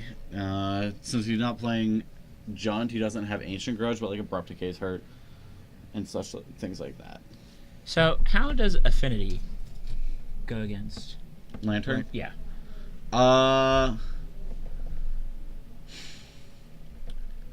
If Lantern can find a bridge early, it's really good. At least game one. Game one, if Lantern finds their bridge or finds a way to set up early, it's pretty good for Lantern. I really don't know completely, though. Okay. I will say the thing with Affinity is it is aggressive enough, and the other thing is if they can find 2 black sources, it doesn't actually shut down their cranial plating at all. Because cranial plating has the second effect on it that nobody ever actually pays attention to. Yeah. Where you can equip it to a creature at instant speed. So you can declare Ornithopter as an attacker, pay double black, and then attach cranial plating to it. Oh boy. So the way Ensnaring Bridge works is you can't declare it as an attacker if its power is greater than the number of cards in your hand. Since it's a 0/2, it starts as a 0/2, you would declare it as an attacker. Before damage, you attach cranial plating. You throw cranial plating onto it, and then it's however big. Whoo! That's nifty, actually. It doesn't happen very relevant many times, but it can happen. You're more likely to run into it in like the Affinity versus 8-rack deck. Because then 8-rack has the Ensnaring Bridge, and then they have Urborg. So then Urborg makes all your land swamps as well, so then you can easily play the double black costs. Yeah. Because I have seen that become relevant here. Cody, next Proxy Legacy night will be in 2. I just saw you. Hopefully you didn't ask that too long ago. Next Proxy Legacy should be 2 weeks. Yeah, 2 weeks. Because then this Wednesday was Proxy Legacy. Then Modern, then Legacy. Next week will be Modern, and then the weekend Wednesday after that will be Proxy Legacy. I do know I don't know. One of the biggest things I want to keep an eye out in the store is trying to get more legacy, like try to get legacy stuff going on in the shop. So I do know that the legacy players in the area do like coming out to play legacy. But we're back. And all right, Kazu on the all right, play. Yep, Kazu on the play now. And let me fix that. Oh, nope, I got those bombs backwards. It is 1-0 in favor of Craig Westfall after game 1, which we've had.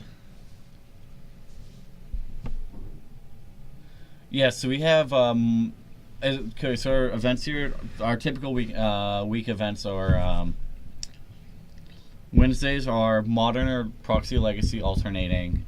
The Modern is not Proxy though, so it's alternating between Modern and Proxy Legacy on Wednesdays.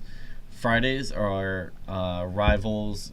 I won't say Rivals. It's usually going to be the most recent set to come out if it's a draft format at 6 p.m. at F&M, as well as a 6:30 Modern event, followed by Saturday events, which are Pauper at 1 p.m. and then Standard Showdown at 6 p.m. And then Sundays and Thursdays are usually reserved for Commander. Sony Silence, that's a good choice. All right, let's get that Sony Silence out here. I don't know if I can beat that, but there's also the Abrupt Decay. Shock go to 18. And Thoughtseize. Double Bridge. Whoo! Double Bridge and Welding Jar. So, I say a bridge.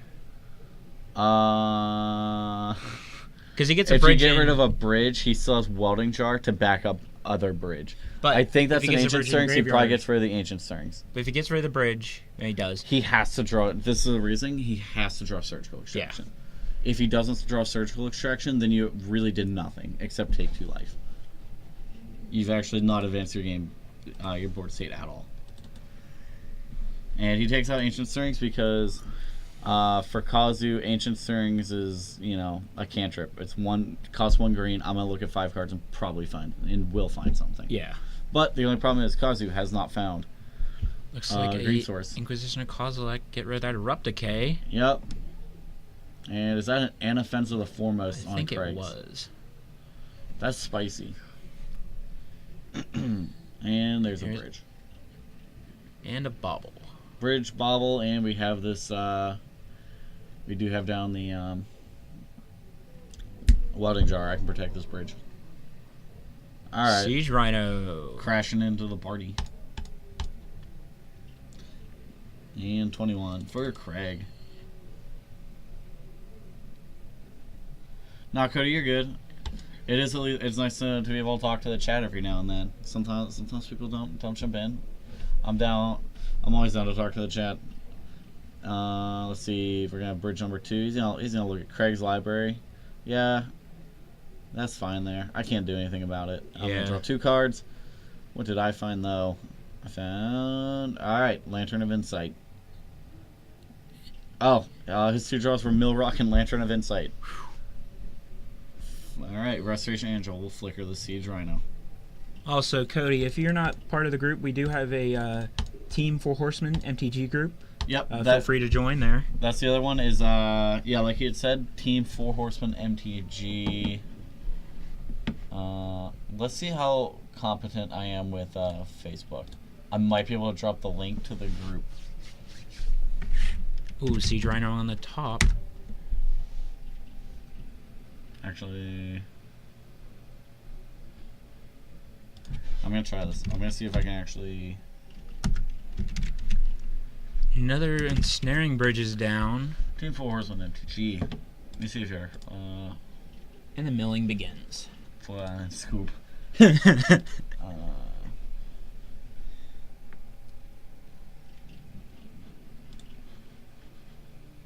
Should be able to share this group, I think. Should be able to. Should be able to. Facebook, what are you doing?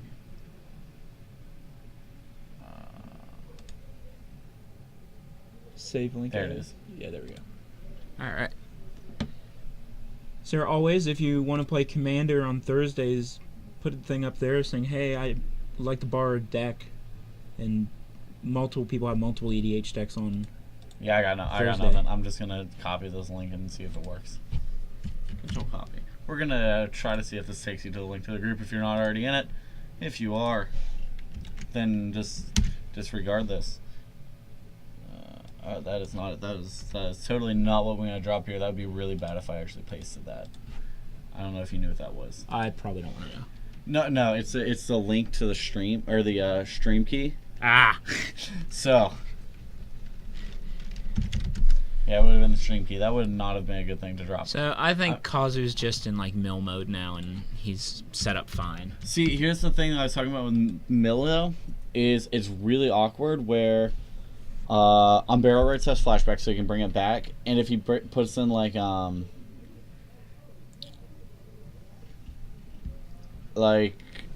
Ashen Riders and stuff, then he can bring Ashen Rider back from the graveyard. He can bring back, and and all exile. that stuff. So like, it's really kind of awkward.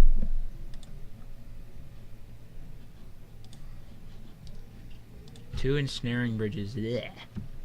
Well, I don't think he's bringing it back from the graveyard, actually. There's a Grafdigger's Cage on that board. Oh yeah, now he's not. He's not going anywhere.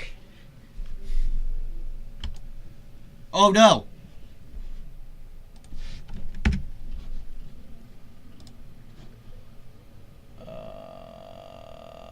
I totally ended the broadcast by accident. Oh boy. No, it's no big deal. I can fix this.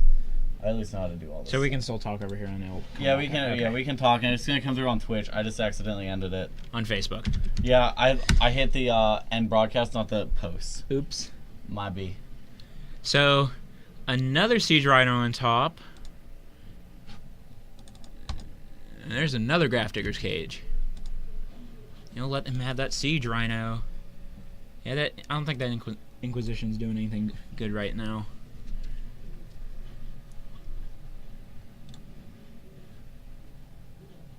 And he will play, what is that card again? That blue card? Inventor's Fair. Yeah, no, the from Kaladesh Wraith Revolt, you pay blue and X. That's not Inventor's Fair, but the War of Invention. So Kazu will play that card there. Yes.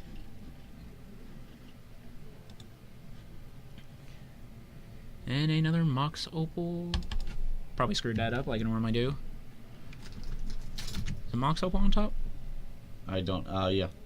And he'll send it to the graveyard. Another Lantern. And put that in the graveyard.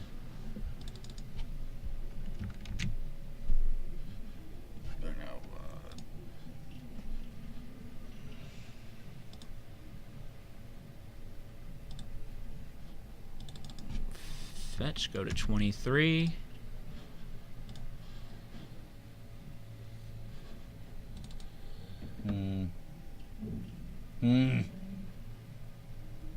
Give me one quick sec. Oh, you're fine.